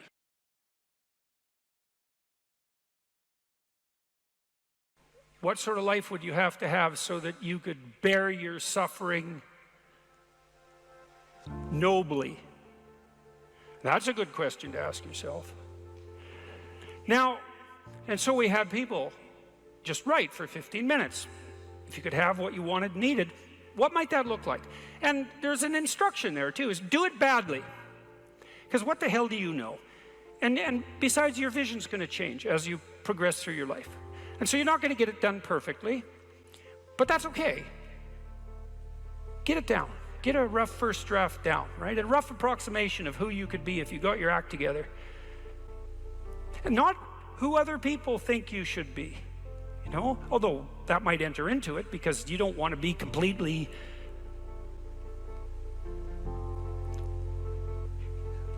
you can't be who you are properly and ignore the fact that you're embedded in a social context. And so you have to take the fact that there are other people into account. And it doesn't mean be who your parents think you should be either, even though that's another source of information that you might want to consider. It's a deeper question. It's like, what would actually motivate you? And you might think, well, I could never have that. It's like, that's not the question that's being addressed here. Although I would say, there's no sense floating off into some kind of impossible juvenile fantasy. We're making an assumption that you're taking the question seriously and that you're going to remain within the bounds of what you regard as sanely reasonable. So that's the first part. Second part was the opposite of that. It's like, okay, now you've specified a goal, where the goal is, in some sense, both your character and your life. And you specified that rather vaguely. You only had 15 minutes to write about it. And that's a good thing, because now you have something to move toward. Now, I could tell you this technically. This is an interesting thing to know. People say they want to be happy. That's not true, by the way. If you investigate what people mean when they say they want to be happy, they say, I just want to be happy. It's a very funny phrase. It's, what do you mean, just? Like, there isn't anything harder than that. So you can't just say that's all you want. You just want to be happy all the time. That's all it would take. It's like, good luck with that. That's not going to happen. So you can get rid of the just. And then, I want to be happy. Well, maybe. Actually, what people really mean when they say that is they don't want to suffer and be miserable. So really what they mean is they don't want to experience excess negative emotion. And you can find that out if you carefully question people and carefully analyze the answers. You find out they're actually more concerned about avoiding the catastrophic negative than living in a world of hedonistic delight. Now, you also find that while avoiding the catastrophic tragedy, they wouldn't mind having a little bit of hedonistic delight. And so some happiness is interleaved in there. Then you might ask yourself, to the degree that people do want hedonistic delight when they're being happy, what does happy mean? And you might think, well, happy means getting what you want. Happy is how you feel after Christmas dinner. It's like, no, that's asleep, right? That's content and asleep. Now that's a form of contentment, but it isn't really what people mean when they say that they want to be happy. The happiness that people refer to when they talk about happiness has more to do with enthusiasm. And enthusiasm is an interesting word because it means, it's entheos. It means to be inspired. Inspired is in spirit. It means to be imbued with the Spirit. Well, enthusiastic is to be imbued with the Spirit of God, interestingly enough. And we'll return to that. When do you experience the positive emotion that's associated with happiness? The answer is, not when you've attained a goal, but when you're pursuing one. So you're set up, your positive emotion is associated with movement forward. You could say that your positive emotion is the psychological equivalent of forward movement, just as your negative emotion is the psychological equivalent of freezing or retreating. And so your emotions are very tightly tied to your action. Freeze, retreat, negative. Advance towards a goal, positive. No goal, no positive emotion. Now, if you don't remember anything else from tonight, that's a good thing to remember. No goal, no positive emotion. A corollary of that as well is no goal, confusion. So no goal not only means no positive emotion, it also means confusion, and confusion means anxiety and dread. And so a life without a goal is confusing and hopeless. And that begs the question, what should the goal be? And that's partly what we're trying to establish. You wrote for 15 minutes, you try to develop a vision for your life. Now you have something to move toward. That sets up the precondition for potential positive emotion and happiness. What else do you need to motivate you? Well, how about negative emotion? So what do you do with that? Well, negative emotion can stop you. You might think, well, I'd like to get a better job, but I'm afraid of putting myself out in the job market. I'm afraid of being evaluated. I'm afraid that if I tried something more difficult, I might fail. Then you have your negative emotion opposing you, right? It's anxiety is stopping you. And fair enough, because there are things to be anxious about. But what if you could get your negative emotion behind you, pushing you instead of stopping you? Sometimes in my clinical practice, I would have clients who hated their job. They're laboring under the thumb of a tyrant. And maybe that was partly because they'd turned themselves into slaves, but it didn't matter. They were laboring under the thumb of a tyrant, and they needed to make a move, laterally or up. They needed to make a move. And they were often afraid to, and they had their reasons. They didn't want to contemplate their resumes. They didn't want to open up their CVs. They didn't want to face the inadequacies of their past. They were afraid of being evaluated. They were afraid of being rejected. They didn't know how to negotiate. They didn't know how to conduct themselves in an interview. They're afraid of losing the security they'd already built up. They had their fears, and they were real, and those fears stopped them. But they'd come to me and say, oh my God, you know, I'm so miserable. My life is so miserable. And we'd take that apart. And one of the reasons was because they were laboring under the thumb of a tyrant. And then we'd talk that through, and they'd say, well, I'm afraid to make a change. And I'd say, well, that's okay. That's understandable. How afraid are you of not making a change? Let's make a little vision of that. You're 35, you hate your job. What's the consequence? You're not motivated. You don't want to get out of bed in the morning. You're starting to get depressed. You're getting bitter. You're getting resentful. You're getting cynical. You're amotivated at work. You're not doing a very good job. And you're starting to shrink. Now play that out for 10 years. You don't change it. You don't fix it. And what happens? Well, it's not like it's going to get better of its own accord. What's going to happen to you? Well, for sure, at minimum, what's going to happen to you is you're going to be in the same situation, but 10 years older. And if you can't get out of that situation now, what the hell makes you think you're going to get out of it in 10 years? You're 10 years older, you're 10 years more bitter, you're 10 years more cynical. Maybe by that time your marriage has collapsed because who the hell wants to live with you? You're even more of a slave than you were because you've labored another 10 years under the thumb of the tyrant and stepped backwards every time you were asked to, so you got smaller and smaller as the tyrant got bigger and bigger. It's like, think about that, and that means imagine it. Imagine that, okay? Now that's the situation. You're stuck where you are, but it's 10 years from now. And when I say think of that, I mean imagine that. It's like really play it out. It's like, you know how miserable you are now? You're afraid of making the necessary changes, but you know how miserable you are now. Just imagine how miserable you could be in 10 years. And in all likelihood, what you'll find is that you're way more afraid of that than you are of whatever's stopping you in the present. It's really useful to know what your own particular brand of hell might be. And so one of the things we do in this writing exercise is have people do the reverse. It's like, okay, so imagine now, 5 years from now, you've let whatever temptations you're particularly susceptible to have the upper hand. And they've augured you into the ground. You know, one person's an alcoholic, another person's a criminal, another person's living on the street, someone else is like skirting the edges of prostitution, somebody else is narcissistic and bitter, somebody else is depressed and anxious.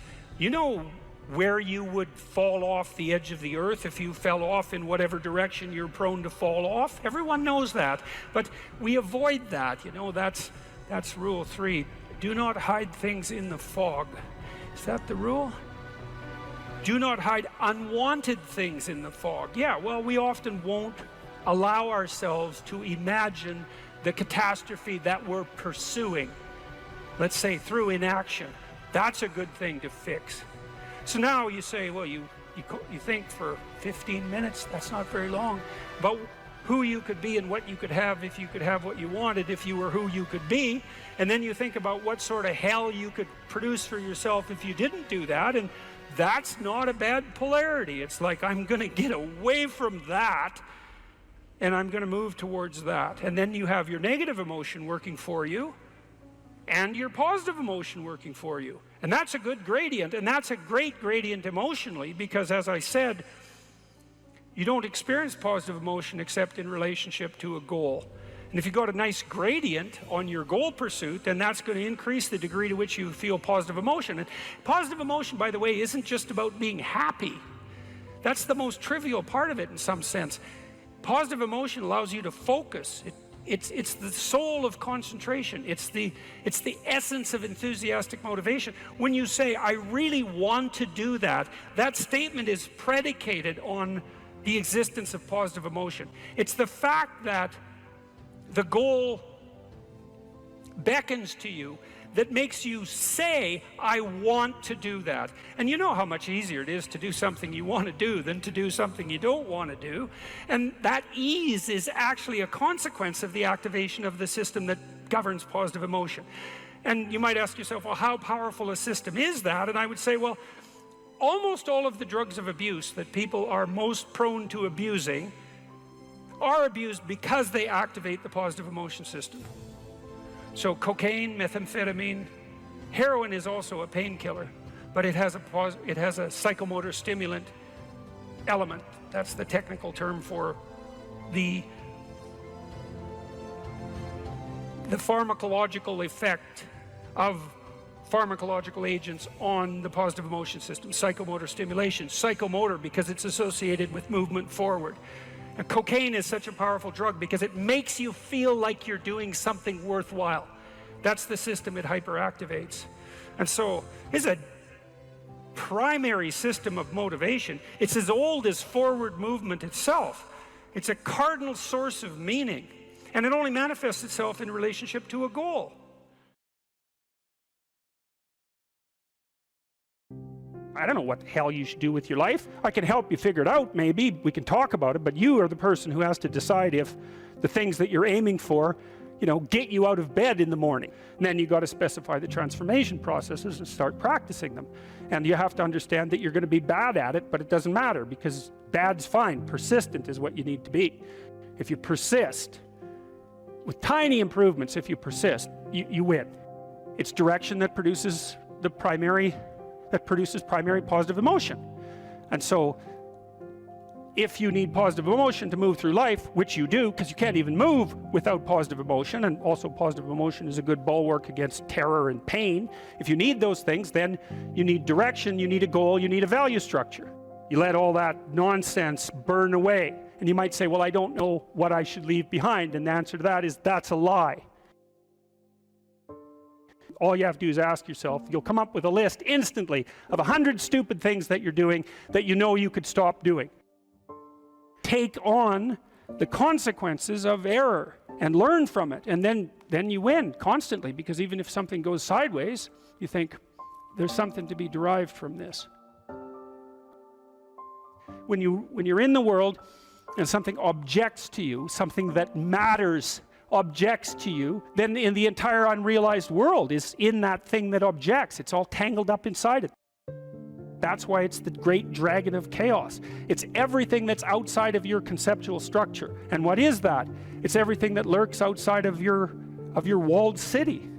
And it's manifested itself like the snake in the garden. And the easiest thing to do is say, I'm not having anything to do with that. But the problem with that is, well, you get your C- and you don't do anything about it. Maybe you're a little bitter and more resentful, and your study habits get a little worse. So the next time you get like a D+, and then you collect a bunch of Fs, and then you stop going to school, and then you stop showering, right? Then you end up jumping off the bridge. And so that's how the dragon eats you when you don't pay attention to it.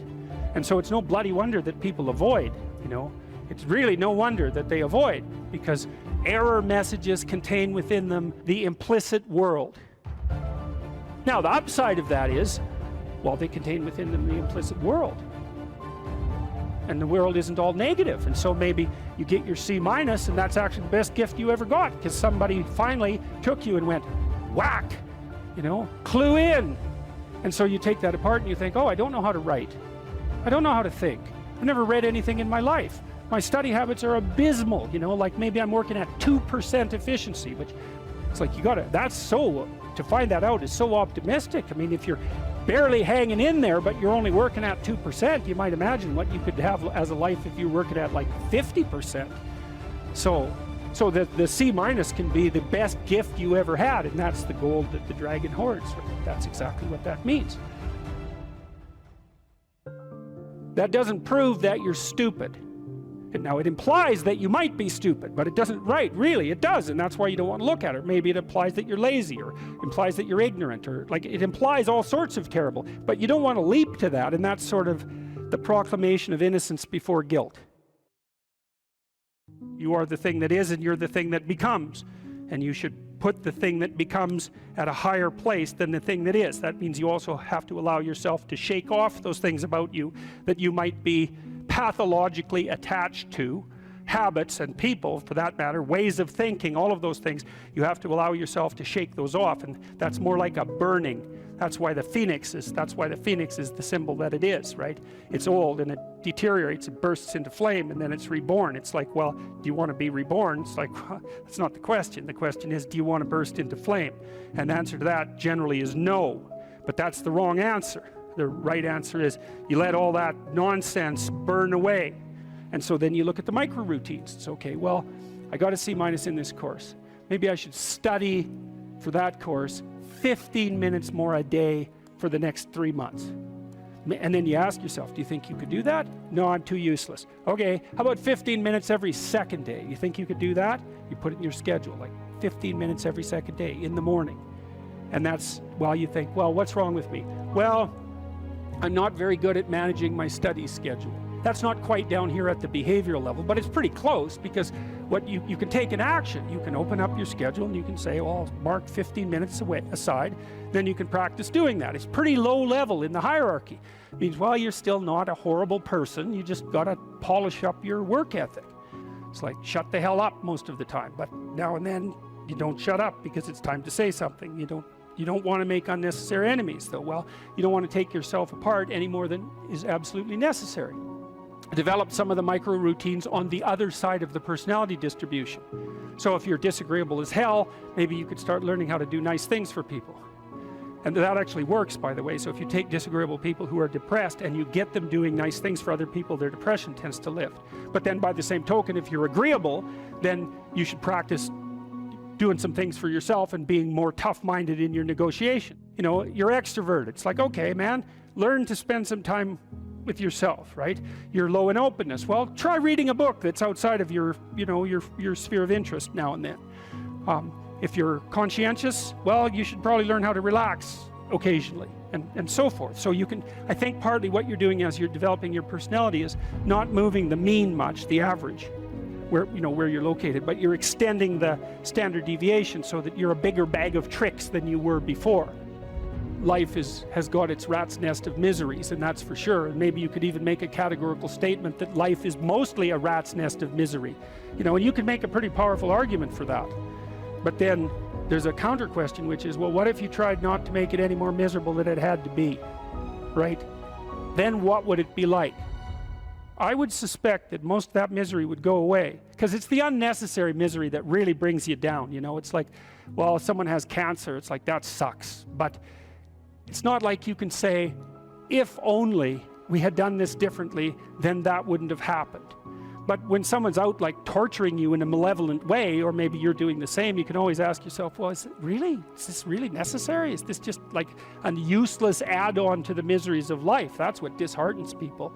And so even in your own life, if you aren't suffering from self-imposed misery, and you're only suffering from inescapable misery, maybe you could handle that, and even maybe without becoming irredeemably corrupt. So the goal would be, well, yeah, life is a rat's nest of miseries, and maybe it has no ultimate meaning. We could say that if we're feeling particularly pessimistic, but it still leaves one question open, which is, if you didn't do everything you could to make it worse, how good could you make it be? And the least answer is, well, it could be tragedy, but maybe not hell.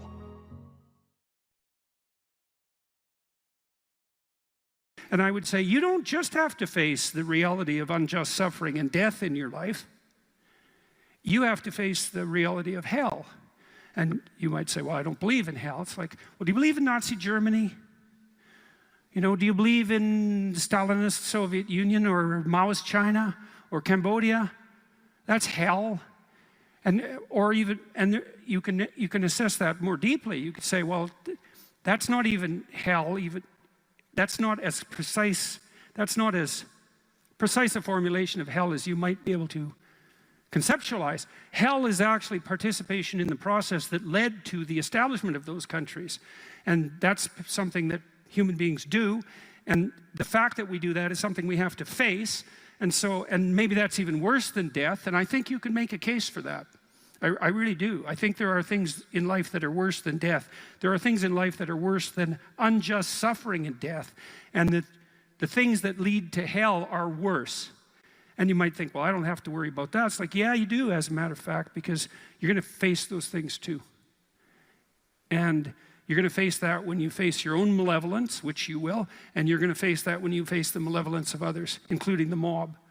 And some of that's just death and tragedy, and some of it is something far darker and deeper than that.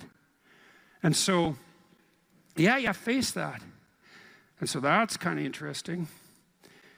And then you might think, well, how should you face that? And that's where Tammy's story is relevant. It's like, well, so she went and swam with the sharks. And I wasn't very happy about that, because our life has been adventurous enough. I thought, do you really need to go swim with the sharks? And the answer seemed to be, well, that would be an adventure. And you know, I don't interfere with her when she's having an adventure. She's going to go have an adventure. It's far be it for me to interfere. And then she told me, you know, that you had to look the shark in the eye, or it would think you're prey. Think, well, what do you have to look in the eye so you're not prey? And you know, human beings have been trying to figure that out for a long time, because we're strange animals, because we're predators, but we're also prey. And so I guess at any moment you're sort of deciding, well, are you a predator? Are you the thing that's on top, or are you prey? And you're prey if you turn tail and run. And there's a psychological truth there, like a deep psychological truth. And it seems to be something like, if you practice forthright and voluntary exposure to that which terrifies and dismays you, it transforms you. And we really know this as psychologists. We even know there's more and more evidence suggesting, for example, that if you imagine you adopt this attitude of voluntary confrontation, that changes you psychophysiologically. So much of the biochemistry of motivation and emotion is transformed when you take a stressor which could be oppressive and paralyze you and cause you to withdraw, and you reverse that and you decide to advance. It's like a different spirit inhabits you. And I mean this physiologically. There's a whole different pattern of being that makes itself manifest in you neurologically and psychophysiologically and pharmacologically. So you take it on as a challenge, right? And that transforms you at a cellular level too, because one of the things we've discovered in recent years is that if you do something new and complex, then that turns on that parts of your DNA that haven't produced proteins before will start producing new proteins and reconstruct you from the cellular level up. So it's a deep transformation, and we have no idea how deep. And again, you could ask yourself, if you didn't withdraw in fear from anything from everything that life threw at you, who could you become? And I would say that's the central religious question in some real deep sense. Are more things thrown at us than we can manage? Well, that's a tricky question, because pretty dreadful things are thrown our way.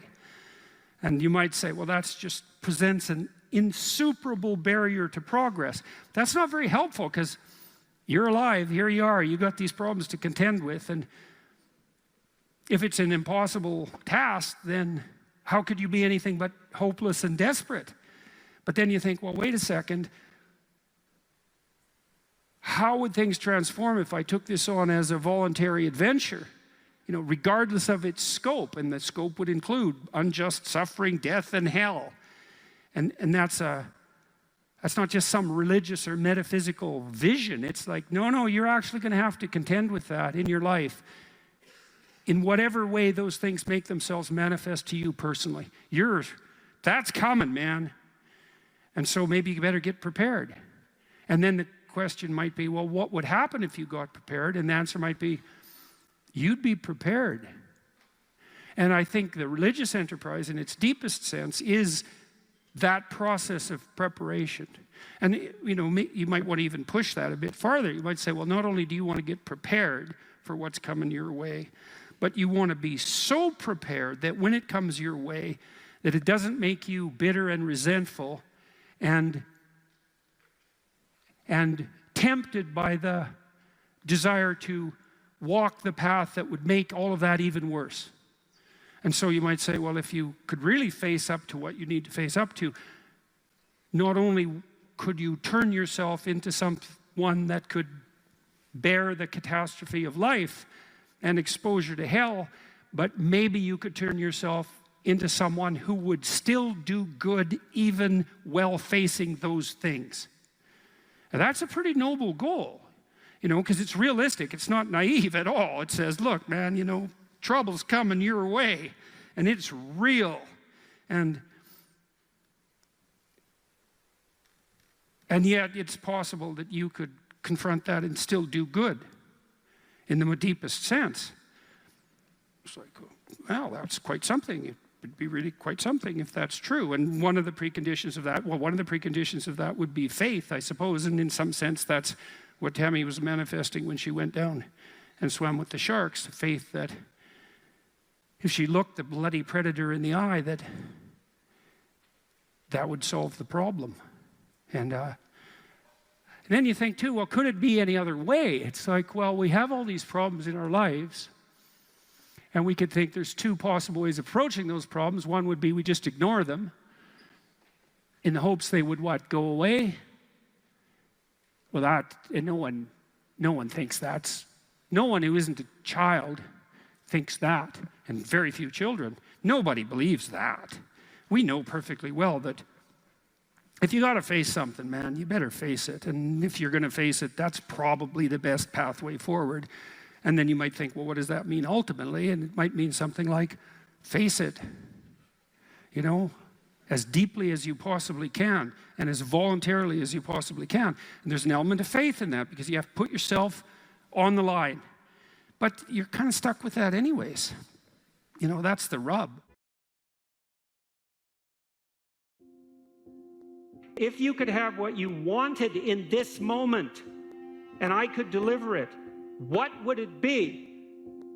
How much of the mess that you see around you would vanish if the mess that you could put straight was put straight?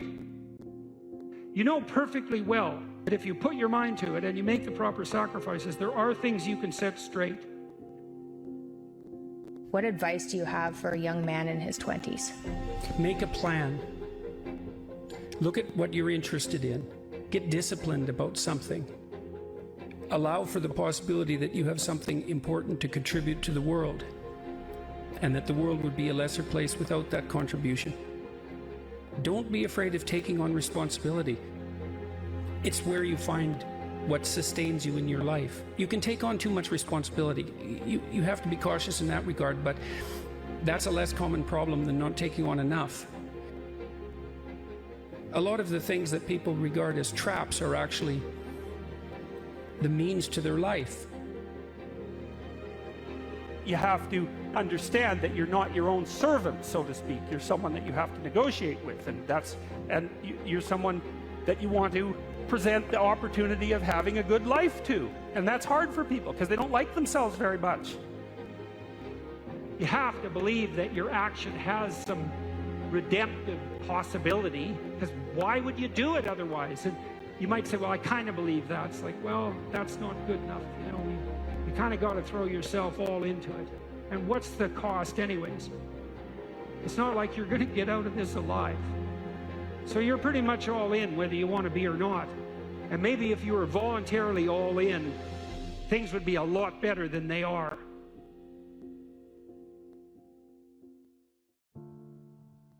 If the world isn't everything that you want it to be, maybe you're not acting the way you should.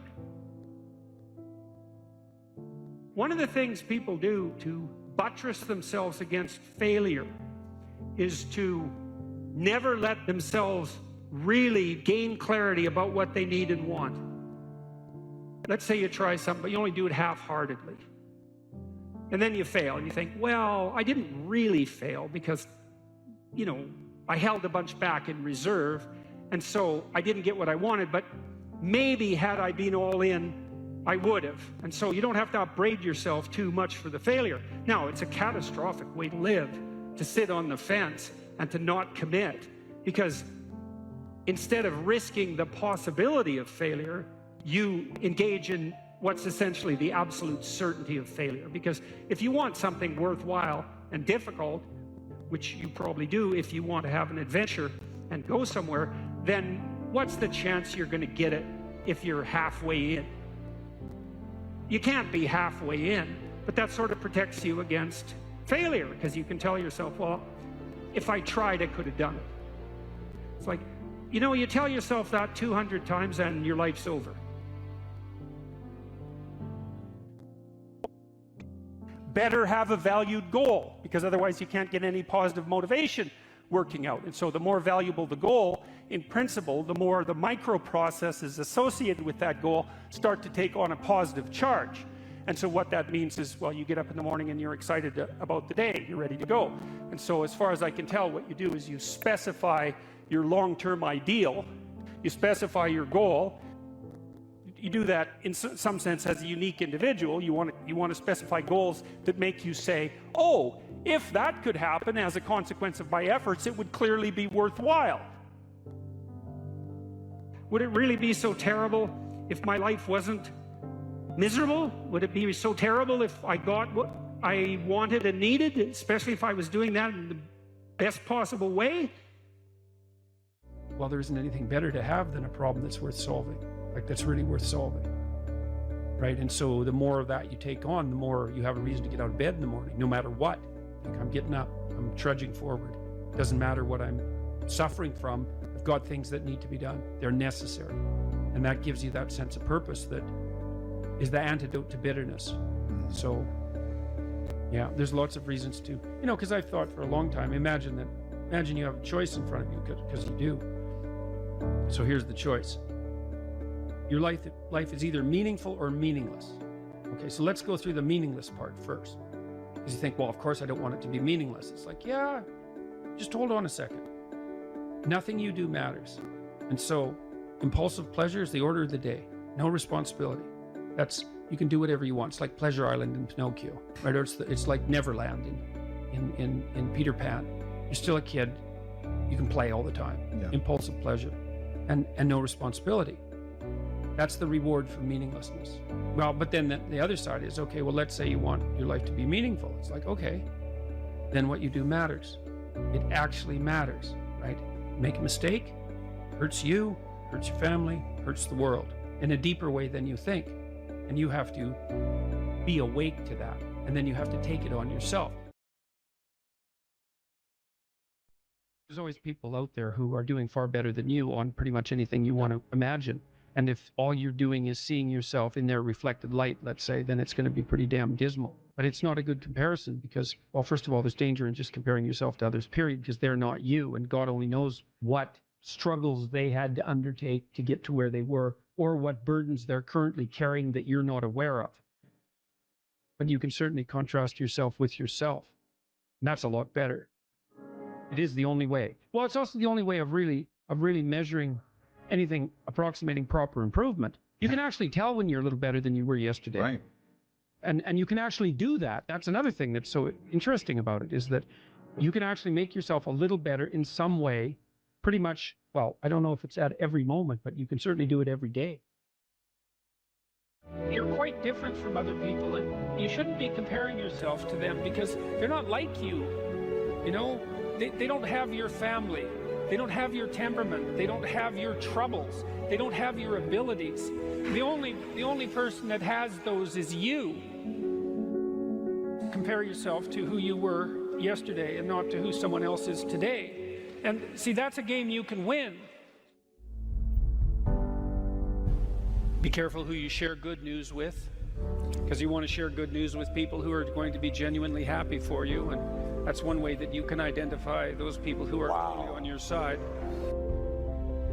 Be careful who you share bad news with, because that's equally tricky. You want someone who will listen to you when you're having trouble and allow you your grief, especially if it's a consequence of something tragic, and who won't try to one-up you, because often when you're talking to people, they'll be thinking about what they have to say that's worse, and that's not helpful if you need a listening ear.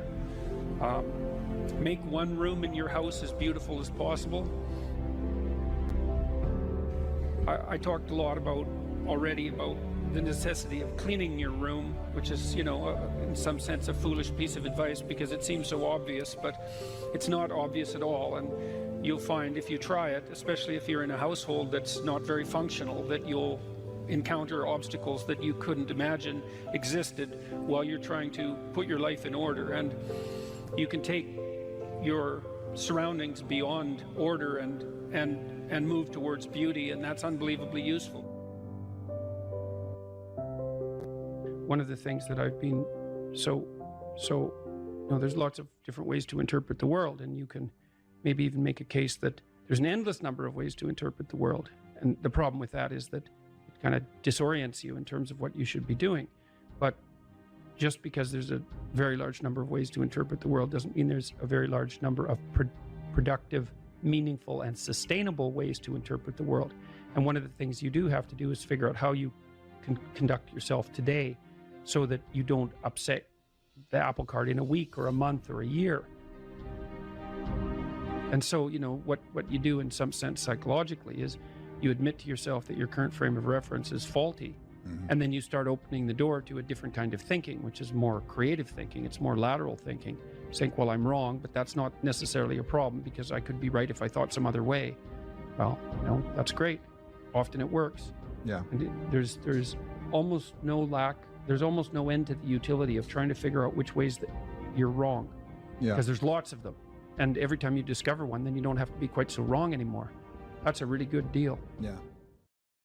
It's from the uphill climb that we derive our value, and I mean this technically. So almost all the positive emotion we feel, especially the emotion that fills us with enthusiasm, and that's experienced in relationship to a goal. And so in some sense, you want a goal that you can never attain. So you can always move closer to the goal that recedes as you move towards it. You think, well, that's frustrating. It's like Sisyphus pushing the rock uphill. But it's not, because as you pursue that goal, you put yourself together and your life does get better and richer and more abundant. And that's why the highest levels of virtue and goal are in some sense transcendent. You want them to be above everything you're doing so you can continually move towards something that's more sublime and better. That's what you are. You're here to live, not to sleep.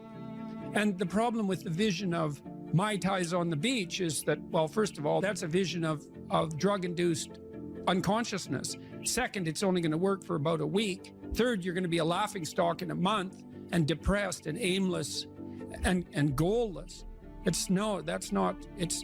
You want a horizon of ever expanding possibility.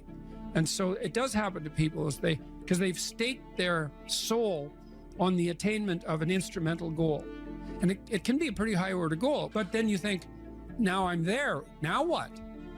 Well, the answer can't be, well, I'm going to live in the lap of luxury and never have to leave what do you want to be, a giant infant with a gold bottle? You never have to do anything but lay in your back and suck. It's like, you see the problem with that as a conceptualization. It's no, you want to be like an active warrior moving uphill with your sword in hand. And that's dynamic, that's exciting. Lay a disciplinary structure on yourself. Get the chaos in check. And then you can move towards a state that's freer. It's discipline first. Like, look, if you're going to become a concert pianist, there's going to be several thousand hours of extraordinarily disciplined practice. That's the imposition of order on your potential, let's say. But what comes out of that is a much grander freedom. And so in virtually every freedom that you have in life that's true freedom is purchased at the price of discipline. That it's not some casual self-help doctrine. It's that if you don't organize yourself properly, you'll pay for it, and in a big way, and so will the people around you. And I would say, start where you can start. You know, if something announces itself to you as in need of repair, that you could repair, then hey, fix it. You fix 100 things like that, your life will be a lot different. Now, I often tell people too, fix the things you repeat every day, because people tend to think of those as trivial. You get up, you brush your teeth, you have your breakfast, you know, you have your routines that you go through every day. Well, those probably constitute 50% of your life. And people think, well, they're mundane, I don't need to pay attention to them. It's like, no, that's exactly wrong. The things you do every day, those are the most important things you do, hands down. People are afraid of the truth because often if you reveal it, it causes conflict in the moment. Telling the truth is definitely an adventure. Seeking for sure, but also telling. Another way of going about it is to just say what you think and see what happens. That's an adventure, because you don't know what the outcome is going to be. So look, there's this old idea that it's necessary to have faith in the truth.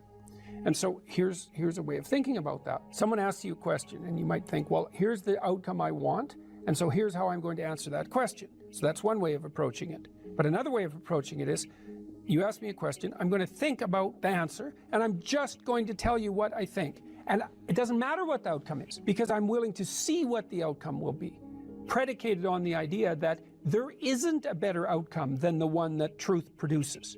Even if it's harsh and terrible in the short term, and sometimes it is, it's like there isn't a better way of doing it. Now, you might say, well, how do you know that? And the answer is, well, I don't know that. That's why it's an article of faith, because I believe, and I believe this deeply, the being that you produce as a consequence of telling the truth is good, by definition, even though it's harsh and often uncomfortable, because you get in trouble. One of the things that I've really learned recently, or learned to articulate better, is that there's a very tight relationship between aspiration and responsibility. The first question might be, do you need to aspire to something? And the answer is, well, yes, because you have to do something. If you just sit there, you'll die. You can't just sit there. You have to go act out in the world. Okay, so act towards what?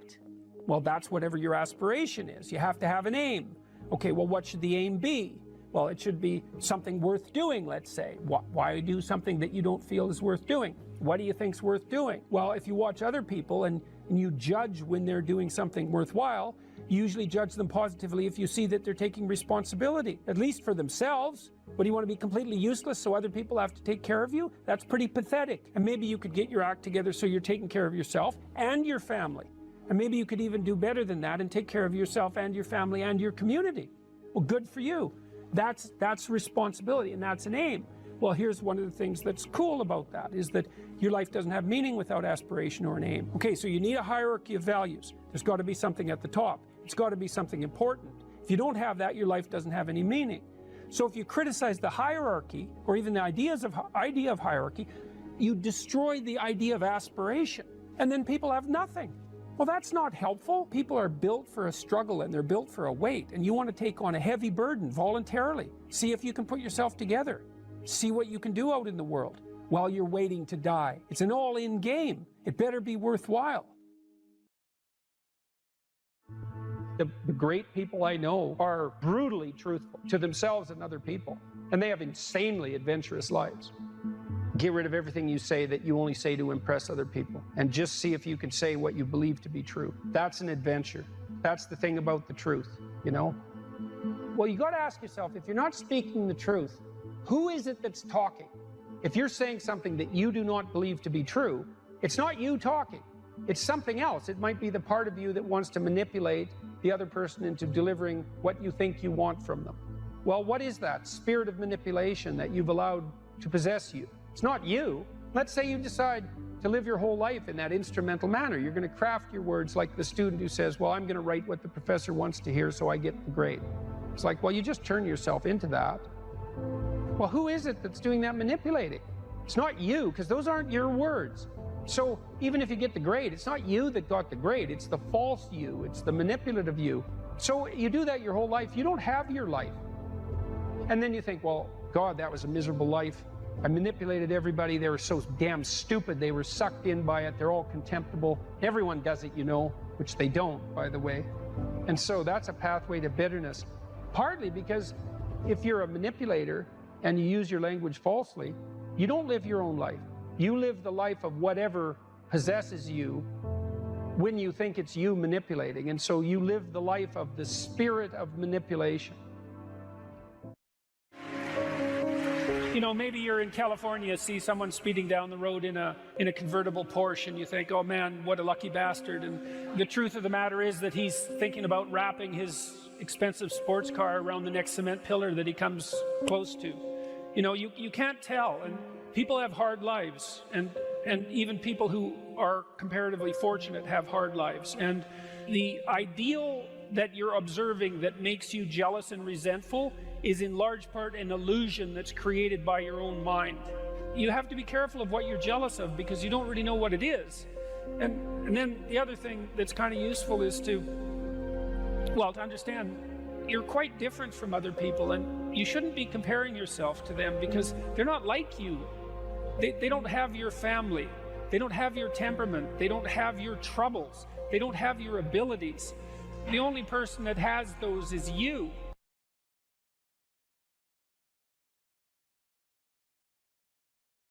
And so this is a good thing for people to know. If something bothers you, there's a billion things that could bother you, and not everything does. And so then you might ask, well, why does that thing bother you when some other thing that's equally bad doesn't?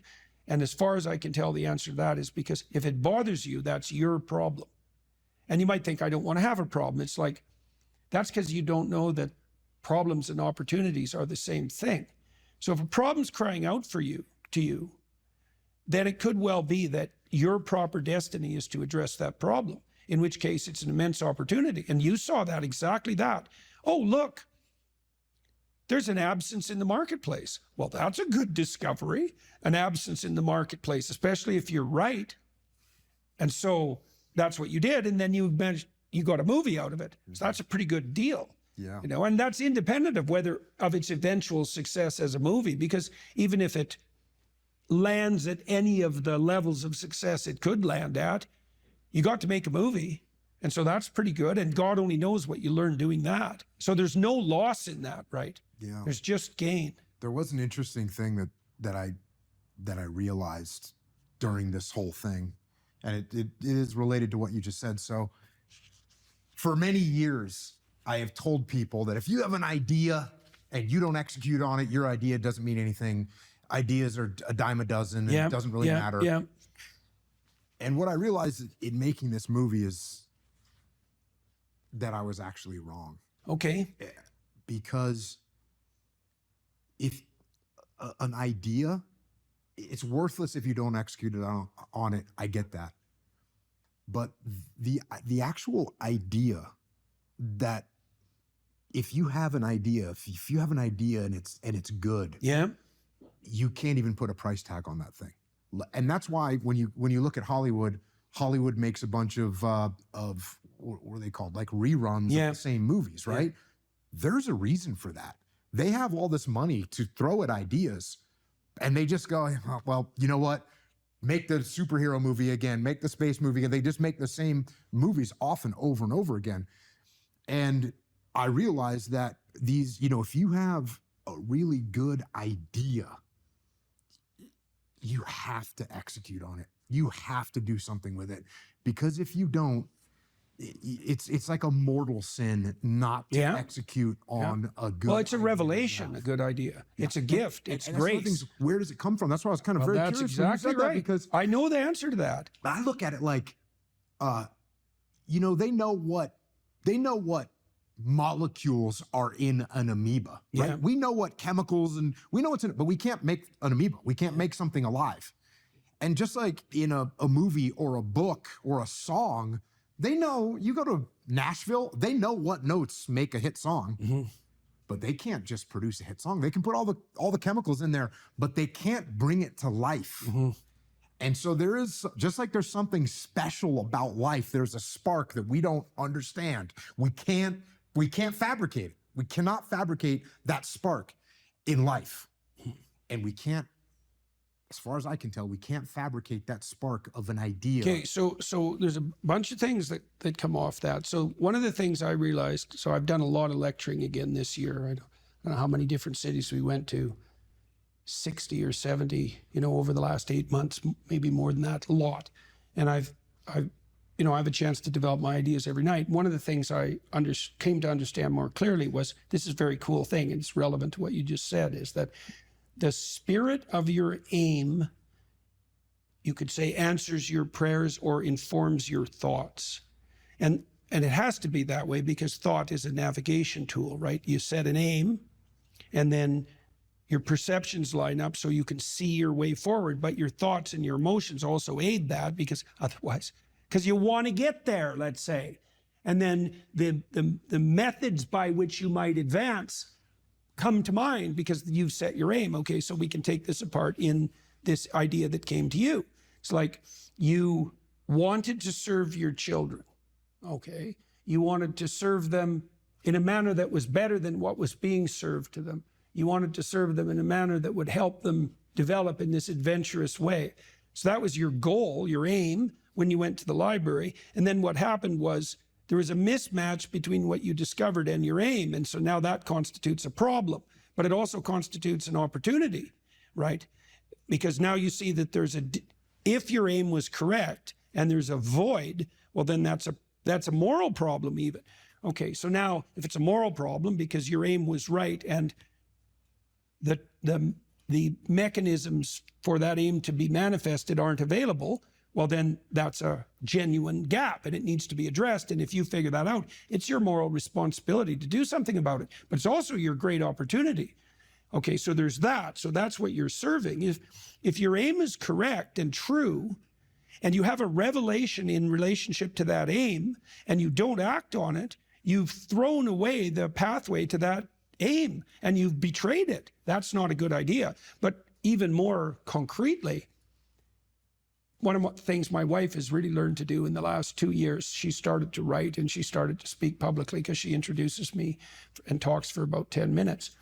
And she's learned during our discussions, our private discussions, let's say, if an idea emerges, she writes it down right away, no matter what we're doing, right? The idea comes, you write that thing down because it's a gift and God only knows what it's worth. You know, you could have a good idea now and then. It might be a good idea that changes your whole life. And you could have that idea and be casual enough to forget it. And that was that. And then you'd wonder why you never got anywhere. It's like, well, you had a gift and you didn't. And then there's another issue too, is the things that meet with reward grow. That's a neurological truth. That's how large language models are trained. They're trained with reinforcement. The closer they get to the target, the more weight is put on that response. So it's literally reward that trains large language models to match to target. Well, if you have a bit of a creative spark and ideas are being revealed to you in concordance with your aim, and then you don't act on those, you punish them. You punish the source of the ideas. Just like demoralizing a kid. Like if a kid comes to you with ideas and every time they come, you say, oh, that's stupid, or what the hell do you know? Or you say, I'm going to do something about that, and then you don't. That kid will stop coming to you with ideas. And people do that to themselves all the time. Yep. And so you even have an obligation to you can watch this, you know. This is what I've been trying to teach people too, is if you want to improve your life, it's like, well, set that as an aim. I'd like things to be better. And then ask, what could I actually do that would move me somewhat in that direction? You'll get an answer. That's a good way to pray. That's a good way to pray. And I've experienced two things here, and these are like the opposite ends of the spectrum. And this is, I think, a very positive thing for people to hear. If I was a young person, I would really like to hear this. So there are going to be times like you're talking about with your wife where all of a sudden from nowhere, or from somewhere, but somewhere that we don't know and understand, all of a sudden there's an idea there. The source of all revelation. It shows up. Yeah. It shows up. I've had that happen to me where it's like, boom, I wrote a book called Mikey and the Dragons. That came just boom. I just instantly had this idea. Boom, I wrote the book. Yeah. And I remember when I was an English major in college, and some of the old poets, they would claim that, you know, they just wrote this first, you know, the first draft, that was it. It was one draft, one shot. And there was sort of rumors about that's not really happened. They found their notes. They'd written a bunch of drafts. But sometimes it's true. Sometimes you will get that inspiration, it'll come and boom, you're done. Yeah. So you can sit around and wait for that. I don't recommend waiting for that, though. It may or may not come. Yeah. We can't control that. The other side of the spectrum, which I've also had this happen to me, and my silly term that I came up with for it is squeezing your brain. You have to like squeeze your brain and squeeze something out of it. And what I like is this idea, just to come full circle a little bit here. You know, I had this thing where I wanted to have lessons for my kids that they could read in a book. Yeah. And so I have that. There's my aim, what you would call an aim. Yeah. Well, I didn't immediately say, oh, okay, what I can have as a kid that's going through kind of kid problems and his uncle, who's a Navy SEAL, can come and stay with him for the summer and he can teach him. I didn't have that. And I definitely didn't have the nuances of like, oh, he can get bullied by this kid. And that fills in. Right. But I squeezed on my brain and thought, what would be a good, and then all of a sudden, boom, you just start, you find your path and the story will come or the idea will come. And well, that's part of that disciplined striving. Like I learned when I first started writing, I forced myself to sit and write every day. Yep. And some days I was highly productive and other days I wasn't so productive. But every day, if I sat long enough, I was a little bit productive. Mm-hmm. And then I got better at being productive and much better at not delaying sitting down. That took a long time, really years to really get disciplined. I'm still learning that discipline, right? I mean, how long do you write for at a time? I max out about 3 hours. Okay. I find that if I write more than 3 hours continually, I get exhausted. Mm-hmm. So 3 hours is about right. And I've learned tricks like at the end of the writing session, write down what you're thinking so you can use that the next day and do it every day and so on. And I've got to the point now where I can write a newspaper article, a good newspaper article, pretty much in one draft, but that's taken 35 years of writing to manage that. But I learned early that if I sat long enough, I would write something that would be valuable, right?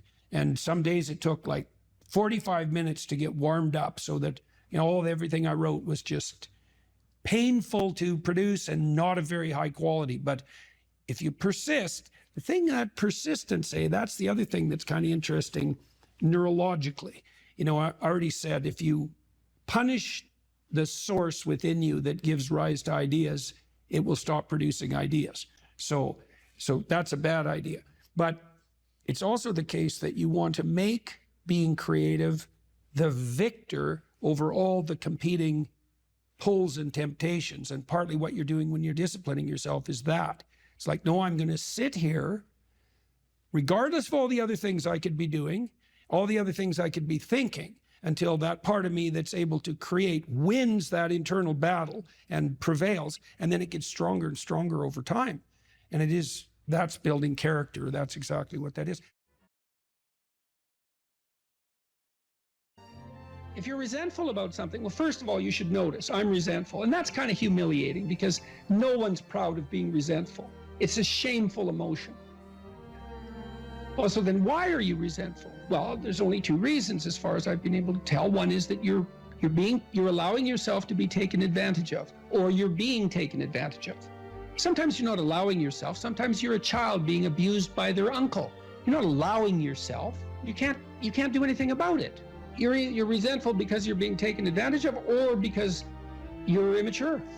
It's one of those two things. Figure out which it is, and then take the steps necessary to address it.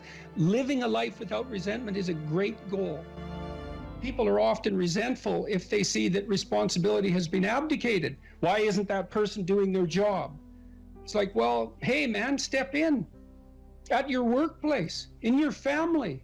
You know, and you think, well, I shouldn't have to do that extra work. Well, you shouldn't be a slave. You shouldn't allow yourself to be tyrannized. But if something bugs you because a responsibility is going unfulfilled, there's a great opportunity for you.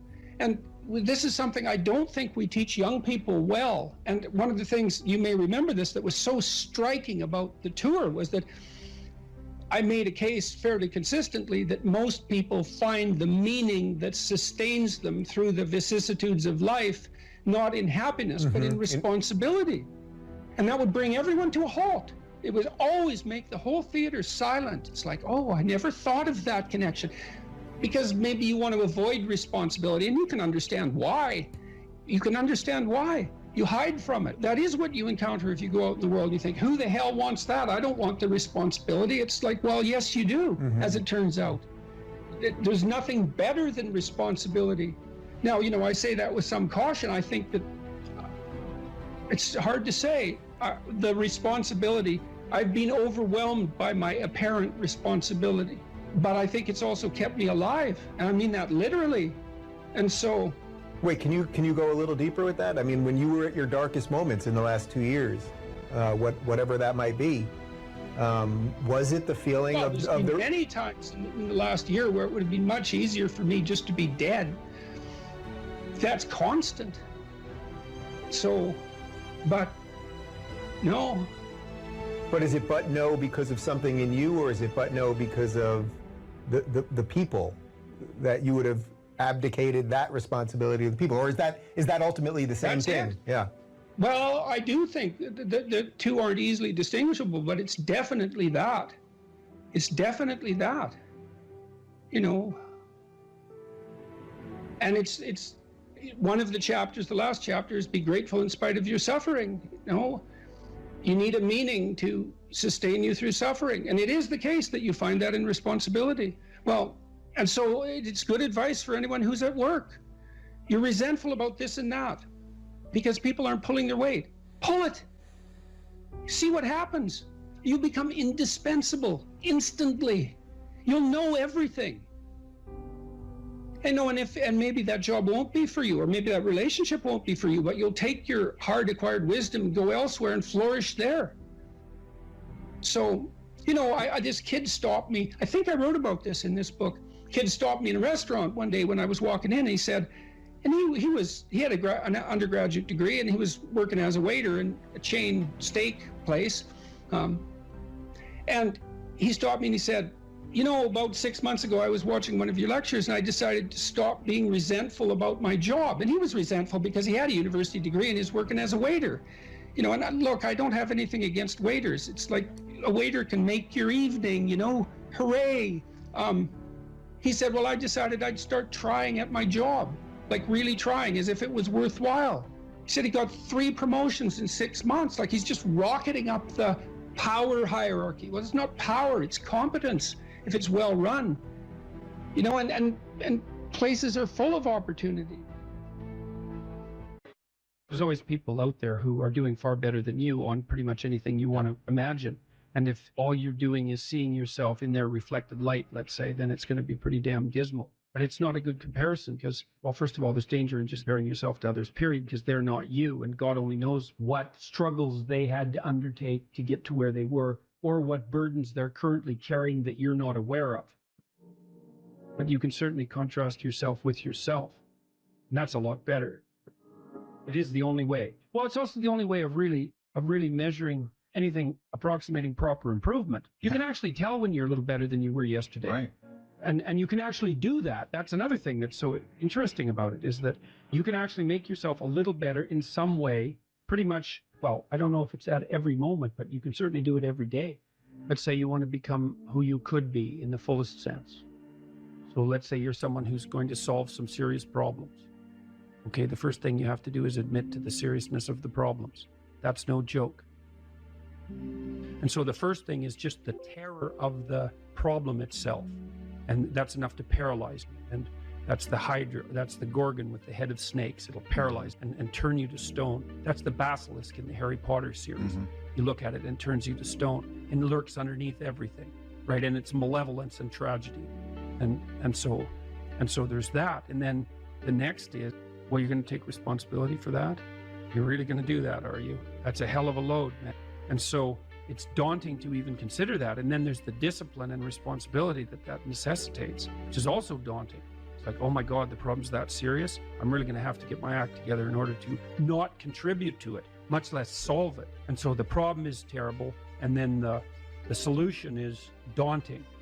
But the upside of that is like, well, there isn't anything better to have than a problem that's worth solving, like that's really worth solving. Right. And so the more of that you take on, the more you have a reason to get out of bed in the morning, no matter what. Like, I'm getting up, I'm trudging forward. Doesn't matter what I'm suffering from. I've got things that need to be done. They're necessary. And that gives you that sense of purpose that is the antidote to bitterness. Okay, well, let's say you want your life to be meaningful. It's like, okay, then what you do matters. It actually matters. Or how starting to clean up the room changed their life. That's quite fun because it's something I always tell people to do instead of going out and protesting. Jesus, I just can't stand Cleaning up that. the room? Yeah. Meaning? Well, my sense is that if you want to change the world, you start from yourself and work outward because you build your competence that way. It's like, I don't know how you can go out and protest the structure of the entire economic system if you can't keep your room organized. Well, I made a video which was called Message to Millennials, where it was called How to Change the World Properly.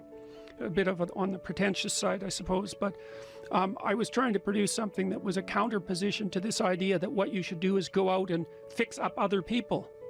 You know, that's just not right. And there's a New Testament line about that, something about, you know, not worrying too much about the log in your neighbor's eye, or about the speck in your neighbor's eye when you have a log in your eye. What would the world be like if people stopped avoiding the things they knew they should do? You know, because the question is, how much are we contributing to the fact that life is an existential catastrophe and a tragedy? How much is our own corruption contributing to that? That's a really worthwhile question. The things you leave undone because you're angry, you're resentful, you're lazy, you have inertia. Well, you consult your conscience and it says, well, you know, that place over there could use a little work. It's the same as working on yourself, and so you clean that up because you can. And then things are a little clearer around you. And you're a little better off because you've practiced a bit, and so you're a little stronger, and then something else manifests itself and says, well, maybe you could like take a crack at fixing me up too. So you decide to do that, and then that gets a little bit more pristine, you know, and soon, and it's humble because you're not exceeding your domain of competence. You know, it's like, don't be fixing up the economy, 18-year-olds. You don't know anything about the economy. It's a massive, complex machine beyond anyone's understanding, and you mess with it at your peril. So, and can you even clean up your own room? No. Well, you should think about that. You should think about that.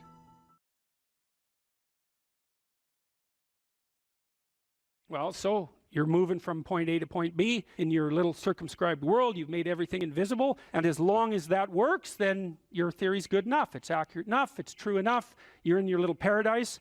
But if something comes up and objects, well, that's where your character is tested fundamentally. That's the character test. It's like, what do you do with messages of error? And that's a tricky issue. Okay, so here's a solution to that. Here's what not to do. I am a bad person. I got to see myself. I'm a bad person. I might as well just go jump off the bridge. It's like, no, that's not good, because what that means is that every time you try to learn something, you're going to make a mistake, because what do you know? So you're going to make mistakes. And if the rule is every time you make a mistake, you're going to go jump off the bridge, then that's not a useful problem-solving strategy. And so when you make a mistake, you don't get to beat yourself to death with a club. It's a bad strategy, and you'll have your internal tyrant in there who's perfectly happy about doing that. That's the, you know, overactive superego that Freud talked about. Maybe it came to you via a parent who was too authoritarian, or a grandparent, or maybe it's just you because you're disagreeable and neurotic, and so you'll take or hyper-conscientious, you'll take yourself apart. Well, you've got a problem. Something has objected to you. Then the question is, well, what does that mean? Well, maybe you're not looking at the world right. Maybe your goals are wrong. Maybe you're not acting properly. It's okay. So the question that arises when an obstacle emerges is, which part of this structure needs attention? And the first answer can't be all of it, which is why when you're arguing with someone in an intimate relationship and you're angry at them and you want to win, which is a big mistake, you want to win, you say, well, this is what you're like. Here's another 10 examples of how you've done that in the past, and I can enumerate more of them if you'd like.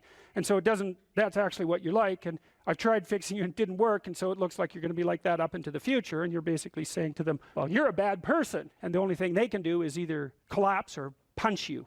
And punching you is actually better than collapsing. You know what I mean? It's such a counterproductive way of arguing. You don't leave the person any out. And so maybe, well, they're civilized, so it doesn't get physical. Well, maybe that's good and maybe it isn't. But then they end up either really not happy with you in a way that they will manifest the first possible opportunity they get, or they have to go off in the corner and cringe. It's like, great, you won. It's like now your partner's either hates you or is cringing. It's great. That's a real good victory, man. Rack up about 100 victories like that and you'll be in divorce court and spending $250,000 while being miserable about it. Yeah. So anyway, so something objects to you and you think, okay, well, I need to take myself apart, right? Because there's a piece that's broken somewhere. And then you might think, well, let's assume it's a little piece to begin with. That's the right mechanism. It's like, okay, you got a C-. That doesn't prove that you're stupid. Now, it implies that you might be stupid, but it doesn't, right, really, it does, and that's why you don't want to look at it. Maybe it implies that you're lazy, or implies that you're ignorant, or like it implies all sorts of terrible. Might imply that you're a bad person even. But you don't want to leap to that, and that's sort of the proclamation of innocence before guilt. Assume that you're the least amount of reprehensible and ignorant possible. And so then you look at the micro routines. It's okay, well, I got a C- in this course. Maybe I should study for that course 15 minutes more a day for the next 3 months. And then you ask yourself, do you think you could do that? No, I'm too useless. Okay, how about 15 minutes every second day? You think you could do that? You put it in your schedule, like 15 minutes every second day in the morning. And that's, well, you think, well, what's wrong with me? Well, I'm not very good at managing my study schedule. That's not quite down here at the behavioral level, but it's pretty close, because what you can take an action. You can open up your schedule and you can say, well, I'll mark 15 minutes aside. Then you can practice doing that. It's pretty low level in the hierarchy. It means, well, you're still not a horrible person. You just got to polish up your work ethic. And so what you want to do is it's like the old adage, you got to stand up for yourself, but you don't want to make unnecessary enemies. That's a really good thing to know. It's like, shut the hell up most of the time, but now and then you don't shut up because it's time to say something. You don't want to make unnecessary enemies, though. Well, you don't want to take yourself apart any more than is absolutely necessary. Start little, and you do that with people around you too. Like if you have a child, and the child does something that isn't right, then you think, okay, minimal necessary intervention. What can we do to decrease the probability that that's going to occur in the future? That's a good thing to know with children. It's also a good thing to know with your partners. You're having an argument with them. It's like, okay, what the hell do you want? What's the minimum thing you can request from them that would satisfy you? And the evil part of your soul is going to be, I want them cringing in a corner. It's like, yeah, get that stuff under control, man. See if you can figure out what that person could offer you that would be minimal that you would accept. And then tell them that. It's like, here's the words I would like you to say in the apology I would like you to formulate, assuming that you think you did something wrong. We have to argue about that because maybe you didn't. But if you did, I want to specify it precisely and narrowly, and I want to give you an escape route.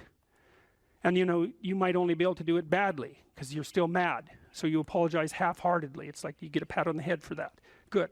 Next time it'll be 51%, not half-heartedly. Right? So it's careful training. It's careful training of yourself and other people with the goal in mind, but also with the least amount of harshness possible. And then the other thing to do as well, and this is also true for you, and this is something I learned from studying the behaviorists, is like watch the people around you like a hawk. Whenever they do something that you think is good, you tell them. That's wisdom, man. You'll get so far with that you cannot bloody well believe it, because most people, they're afraid of any number of things, but one of the things they're really afraid of is that now and then they'll creep out of their cynical shell and try to do something good. It's like they're popping out this thing that's unbelievably vulnerable. They'll try to do something good and creep right back into their persona, and they'll look around and see if anyone noticed. And sometimes they'll get punished for it, and then they won't do it again. So don't do that. But then now and then you think, hey, I saw you do this. That was actually pretty good. And they think, oh, wow, someone noticed. It's like, wow. And then they'll think, yeah, I could do that again. And if you want to live with someone for a long period of time, I would say every time they do something that you would like them to do more of, number one, notice. Number two, tell them, right? Because I know you don't want to, because you really want to dominate them, and you don't want them thriving, because then they'd be competition to you, and you wouldn't be able to go complain to your mother about what a miserable partner you have, and you know how delightful that is. So you have to forego all that pleasure if you actually help your person develop. So you got to get over all that. It's really annoying. So you've got this person pegged as, yeah, you're stuck with them, and maybe it's the best you can do, but you got one eye open.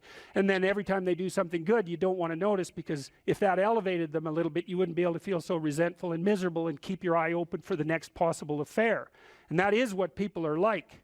That is what people are like, and that's what you're like too. That's what people are like. So you got to decide if that's what you want, or you want to help the person that you're with grow.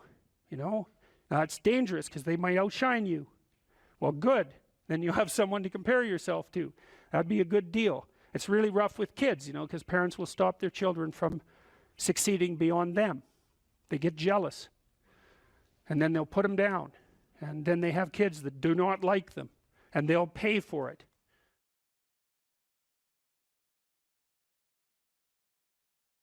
So let me bring in another chapter that nobody ever asks about, which is chapter 4 on puberty. And I spend a lot of time in that chapter talking about initiation rites, because most societies, traditional societies, have, a girl has to be turned into a woman. Now, girls will, without any socialization, girls will begin to menstruate, they will become fertile. And so societies almost usually mark that point. But for girls, there's a sense that this will happen, and then they have to be inducted into the secrets about sex and parenthood and all those things. Boys, what I learned from my time in cultural psychology, Boys is much harder because boys don't turn into men just by getting older. Little boys are kind of like girls and they're with their mothers.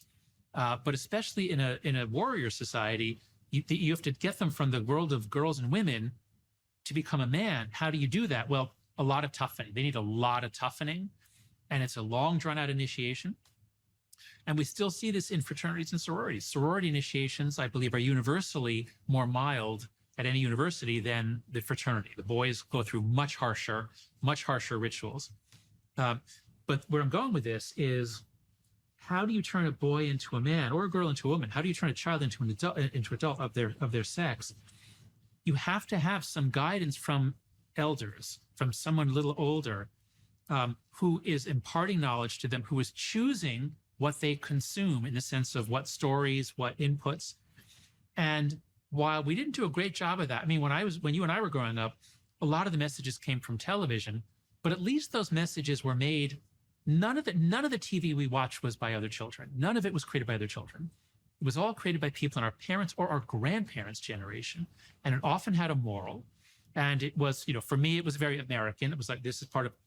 So television and movies used to play a huge role in putting in the patterns, the knowledge that you need to be a member of your culture. And books. And books, thank you. Yes, of course, and books. So that's why people have cared so much about education and literature, because it's not just the facts you're learning. It's back to our point earlier about the reinforcement learning. If our minds are like an LLM, what are you putting in? Are you putting in movies and books and good television? Or are you putting in little 10-second clips of people getting kicked in the balls? So if you're consuming just millions of little short videos, you're putting garbage in, and your neural network is not going to be very effective. So not integrated. Not integrated with other people. That's right. Yeah. And no depth. And to bring it back to your point, that the depth of an idea is the degree to which other ideas depend on it. What if you don't have any such ideas? What if all you consumed was little 10-second videos? Nothing is foundational. It's just a whirlwind of dust. There's no foundation. Yeah, well, that's high entropy. There's no difference between high entropy and anxiety. And there's no union of motivation, so there's no compelling reason to move forward. That's chaos. Yeah. That's the disintegration into chaos. And that's where a lot of anxiety and demoralization. Yeah, a lot of our kids are stuck there. Okay, let's close this off by the end of your book. You talk about what people can do, and you talk about what people can do at different levels of social organization, parents, governments, industry. Now, a huge part of the problem is technological rate of transformation and the race to the bottom, right? And that's something that's almost independent of the actors, unfortunately.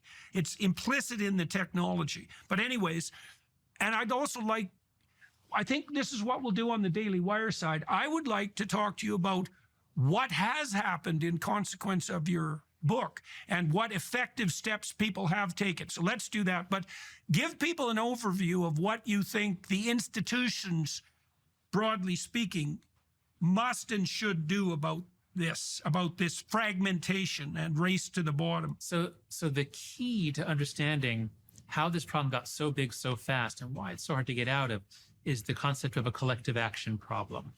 And so any parent who says, no, sweetheart, I'm not giving you a phone, you're 10 years old, but mom, all my friends have one, I'm being left out. That's a collective action problem. If it was only half of the kids had it, it would be very easy to resist. Well, your child's the only one. Same with social media. And so these things, with cigarettes, at the peak of teen smoking in the 90s, it was, I think, 37% of American high school students smoked. You didn't have to smoke because a third of your classmates were smoking. Well, with social media, you do. If half your classmates are on and they're talking about you, you have to be on. Everybody ends up on. So it's a collective action problem. How do you solve collective action problems? Collectively. And so you can have, so what I propose 4 norms that if we can do these 4 norms, we roll back the phone-based childhood. And there's a role for different actors too, but here are the 4 main norms. The first is no smartphone before high school. Let kids have a flip phone, a basic phone, let them communicate, let them call each other, let them text. But do not let these companies get to them and take up every moment of their day. Now, I don't think this should be a law. In Europe, when I'm there, sometimes they say, "Oh, should I pass a law banning smartphones for those under 14?" You know, as an American, I don't think we should say, no, you know, you parents, you cannot give your child. I mean, so this is a norm. And as long as a bunch of parents start adhering to it, it becomes easier for everyone in the community to do it. So that's the first norm. No smartphone before high school, or 14 if it's not in your country high school. The second norm is no social media till 16. Now this, some of us are doing as a norm. I laid this down for my kids. But it's hard because I'm imposing a cost on my daughter. She says she's the only one who doesn't have Snapchat. That might be an exaggeration, but it feels all her friends have it and they communicate with it. Here is where we really, really need help from legislators. We have minimum ages on things that involve graphic sex, horrific violence, addiction, and physical harm. If your kid's on Instagram, Snapchat, and TikTok, they're getting all that. So these are inherently adult activities, talking with adult strangers. It just, we need a minimum age. And Australia has done it. Australia passed a law, it's going to take effect in November, that the minimum age is 16, and the companies have to enforce it. And there are a lot of ways to do that. So many companies do age verification. So that's the second norm. The third norm is phone-free schools. This is just a no-brainer. When you and I were in school, you know, I mean, imagine if we could take our television set into school and watch TV during class and use our walkie-talkies and talk to our friends during class. I mean, it's insane. We never could have done that. But everyone with a smartphone has a lot more than that. They have 50 different things to do during class. So it's crazy that we ever let it get this far. But many states, about 11 or 12 states and a bunch of countries have now gone phone-free. It has to be from the beginning of the day to the end. So that's the main area where the world has changed in the last year, is phone-free schools. And then the fourth norm is far more free play, far more independence, free play, and responsibility in the real world. Because the book isn't about technology or social media, it's about childhood. And a childhood spent, a phone-based childhood is not a human childhood. Kids are going to miss out on most of the things they need. So we can't just take away the devices and say, okay, you're an only child, sit at home, read books, play guitar. Like, they could do that a little bit, but we have to give them back each other. We have to give them back fun. We have to give them back thrilling adventure, hanging out, riding bicycles, going down and getting in, going down to the 7-Eleven, buying things you shouldn't buy, whatever. So if we do those four things, then we restore childhood in the real world. I believe that rates of anxiety and depression will go down. I believe kids will have more slow dopamine. It won't be all quick dopamine all day long. Test scores, I believe, will stop dropping. This is important. Test scores in the United States actually rose. Academic ability actually rose from the 70s through 2012, and then it began to drop. It dropped more during COVID, but the drop didn't start in 2020. It started in 2012. So our young people are less happy, more anxious and depressed. They know less. Their attention is fragmented. They're lonely, and they feel that their life is pointless. We've got to stop. We've got to stop what we're doing. And the book lays out, those last chapters lay out what role governments can and should play, what role parents can and should play, what role schools can and should play, and to some extent what the tech companies can do. But they have so much money at stake here that I don't expect them. I mean, there are a few like Pinterest that are not harming kids. They've done some things to really protect kids, but the main ones are only going to respond to either legislation or litigation. So I'm hopeful that their behavior will change. But that's what the last part of the book is about. How do we solve this? And I actually think we can solve this in the next few years. So what we'll do on the Daily Wire side, for those of you who are watching and listening and who are prone to continue the discussion there, is I want to find out more from Dr. Haidt, from Jonathan, from John, what steps have been taken, because I know there has been movements in many states, many provinces in Canada, on the phone-free school front, for example. But I would like to know how widespread that is, who's spearheading it, what's been effective, how this can be moved ahead in the future, the potential pitfalls of intervention of this sort, etc. So you can all join us on the Daily Wire side for that discussion to continue. It's very helpful for people to hear that they should make themselves competent and dangerous and take their proper place in the world. Competent and dangerous? Mm-hmm. Why dangerous? Because it's the alternative to being weak. And weak is not good. The people who shoot up the high schools, They're weak. They're weak. How is it good to be dangerous? Because it makes you formidable. And life is a very difficult process. And you're not prepared for it unless you have the capacity to be dangerous. That doesn't mean that you should be cruel. It doesn't mean any of that. There's a statement in the New Testament, the meek shall inherit the earth. But the meek isn't well translated. It means something more like those who have swords and know how to use them but keep them sheathed will inherit the world. That's a way better way of thinking about it. You have to be powerful and formidable and then peaceful, in that order. And that's not the same as being naive and weak and harmless, which is what young men are being encouraged to be. It's like, that's a very bad idea. It's a very bad idea. Because naive, weak, and harmless means that you can't withstand the tragedies of life. You can't bear any responsibility. You'll end up bitter. And when you get bitter, then you get dangerous. But one thing I'm not getting, there's a big difference between letting people do something for themselves and saying men should be dangerous. By dangerous, that implies I should be ready to threaten someone, to hurt somebody. No, you should be capable of it. But that doesn't mean you should use it. There's nothing to you otherwise. Like if you're not a formidable force, there's no morality in your self-control. If you're incapable of violence, not being violent isn't a virtue. People who teach martial arts know this full well, right? If you learn a martial art, you learn to be dangerous, but simultaneously you learn to control it. Both of those come together. And the combination of that capacity for danger and the capacity for control is what brings about the virtue. Otherwise, you confuse weakness with moral virtue. I'm harmless, therefore I'm good. It's like, no, that isn't how it works. That isn't how it works at all.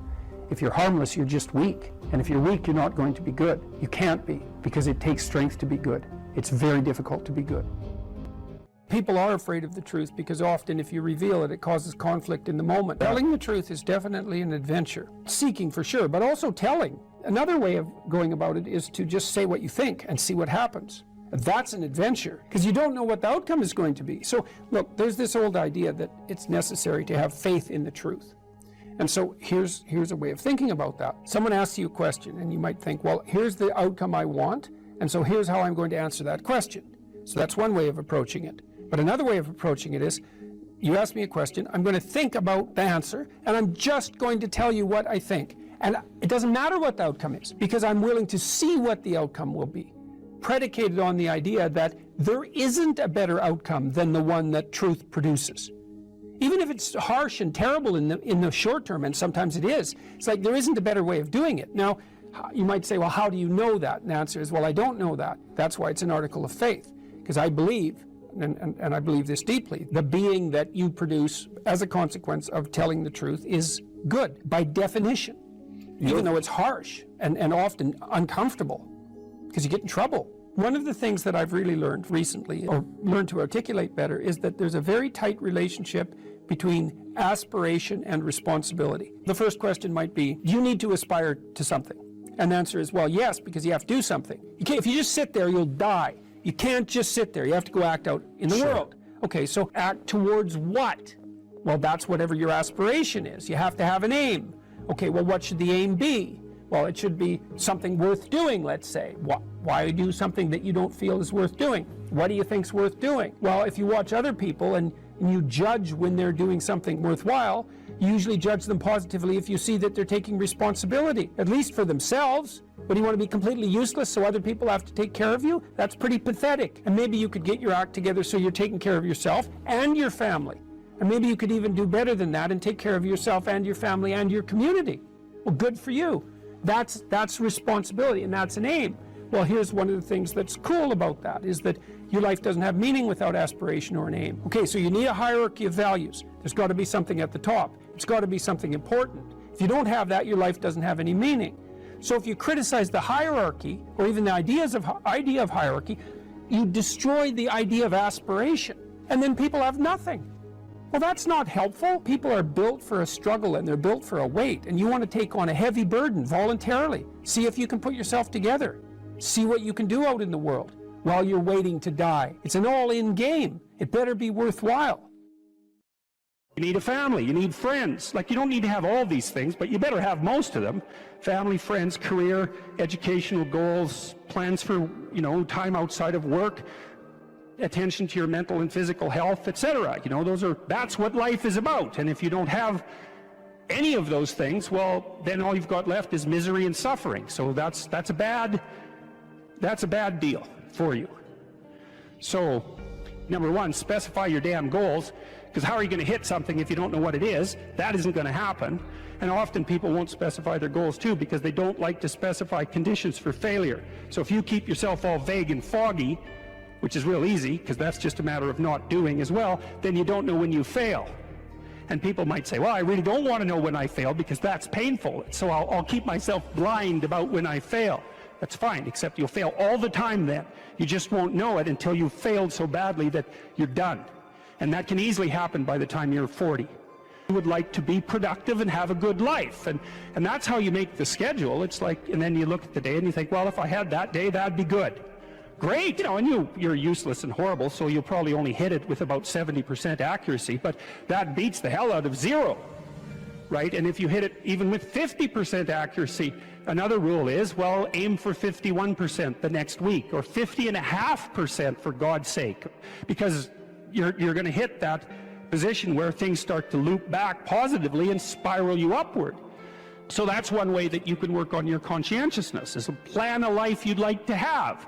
And you do that partly by referring to social norms. That's more or less rescuing your father from the belly of the whale. But the other way you do that is by having a little conversation with yourself about, as if you don't really know who you are, because you know what you're like. You won't do what you're told. You won't do what you tell yourself to do.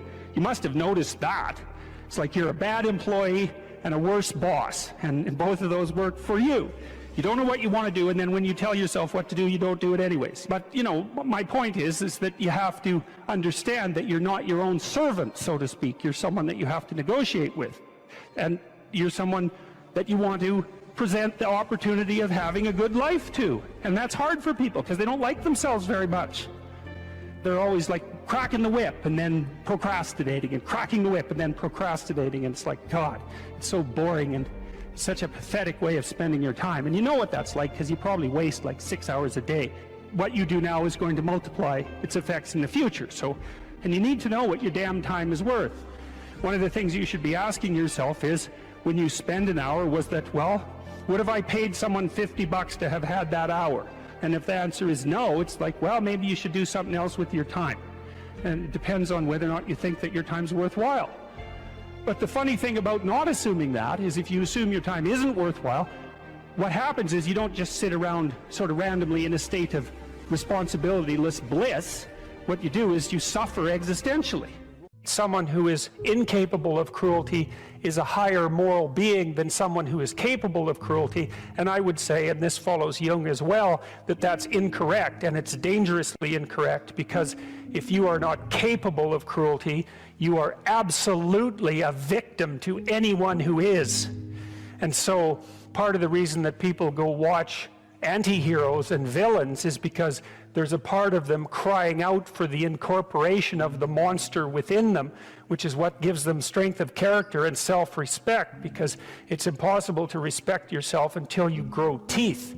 And if you grow teeth, then you realize that you're somewhat dangerous, or maybe somewhat seriously dangerous, and then you might be more willing to demand that you treat yourself with respect and other people do the same thing. And so that doesn't mean that being cruel is better than not being cruel. What it means is that being able to be cruel and then not being cruel is better than not being able to be cruel. Because in the first case, you're nothing but weak and naive. And in the second case, you're dangerous, but you have it under control.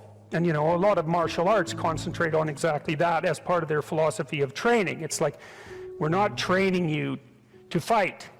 We're training you to be peaceful and awake and avoid fights. But if you happen to have to get in one, and I guess the philosophy also is that if you're competent at fighting, that actually decreases the probability that you're going to have to fight, because when someone pushes you, you'll be able to respond with confidence, and with any luck, and this is certainly the case with bullies, with any luck, a reasonable show of confidence, which is very much equivalent to a show of dominance, is going to be enough to make the bully back off. And so the strength that you develop in your monstrousness is actually the best guarantee of peace. And that's partly why Jung believed that it was necessary for people to integrate their shadow. And he said that was a terrible thing for people to attempt, because the human shadow, which is all those things about yourself that you don't want to realize, reaches all the way to hell. And what he meant by that was, it's through an analysis of your own shadow that you can come to understand why other people are capable, and you as well, of the sorts of terrible atrocities that characterized, let's say, the 20th century. And without that understanding, there's no possibility of bringing it under control.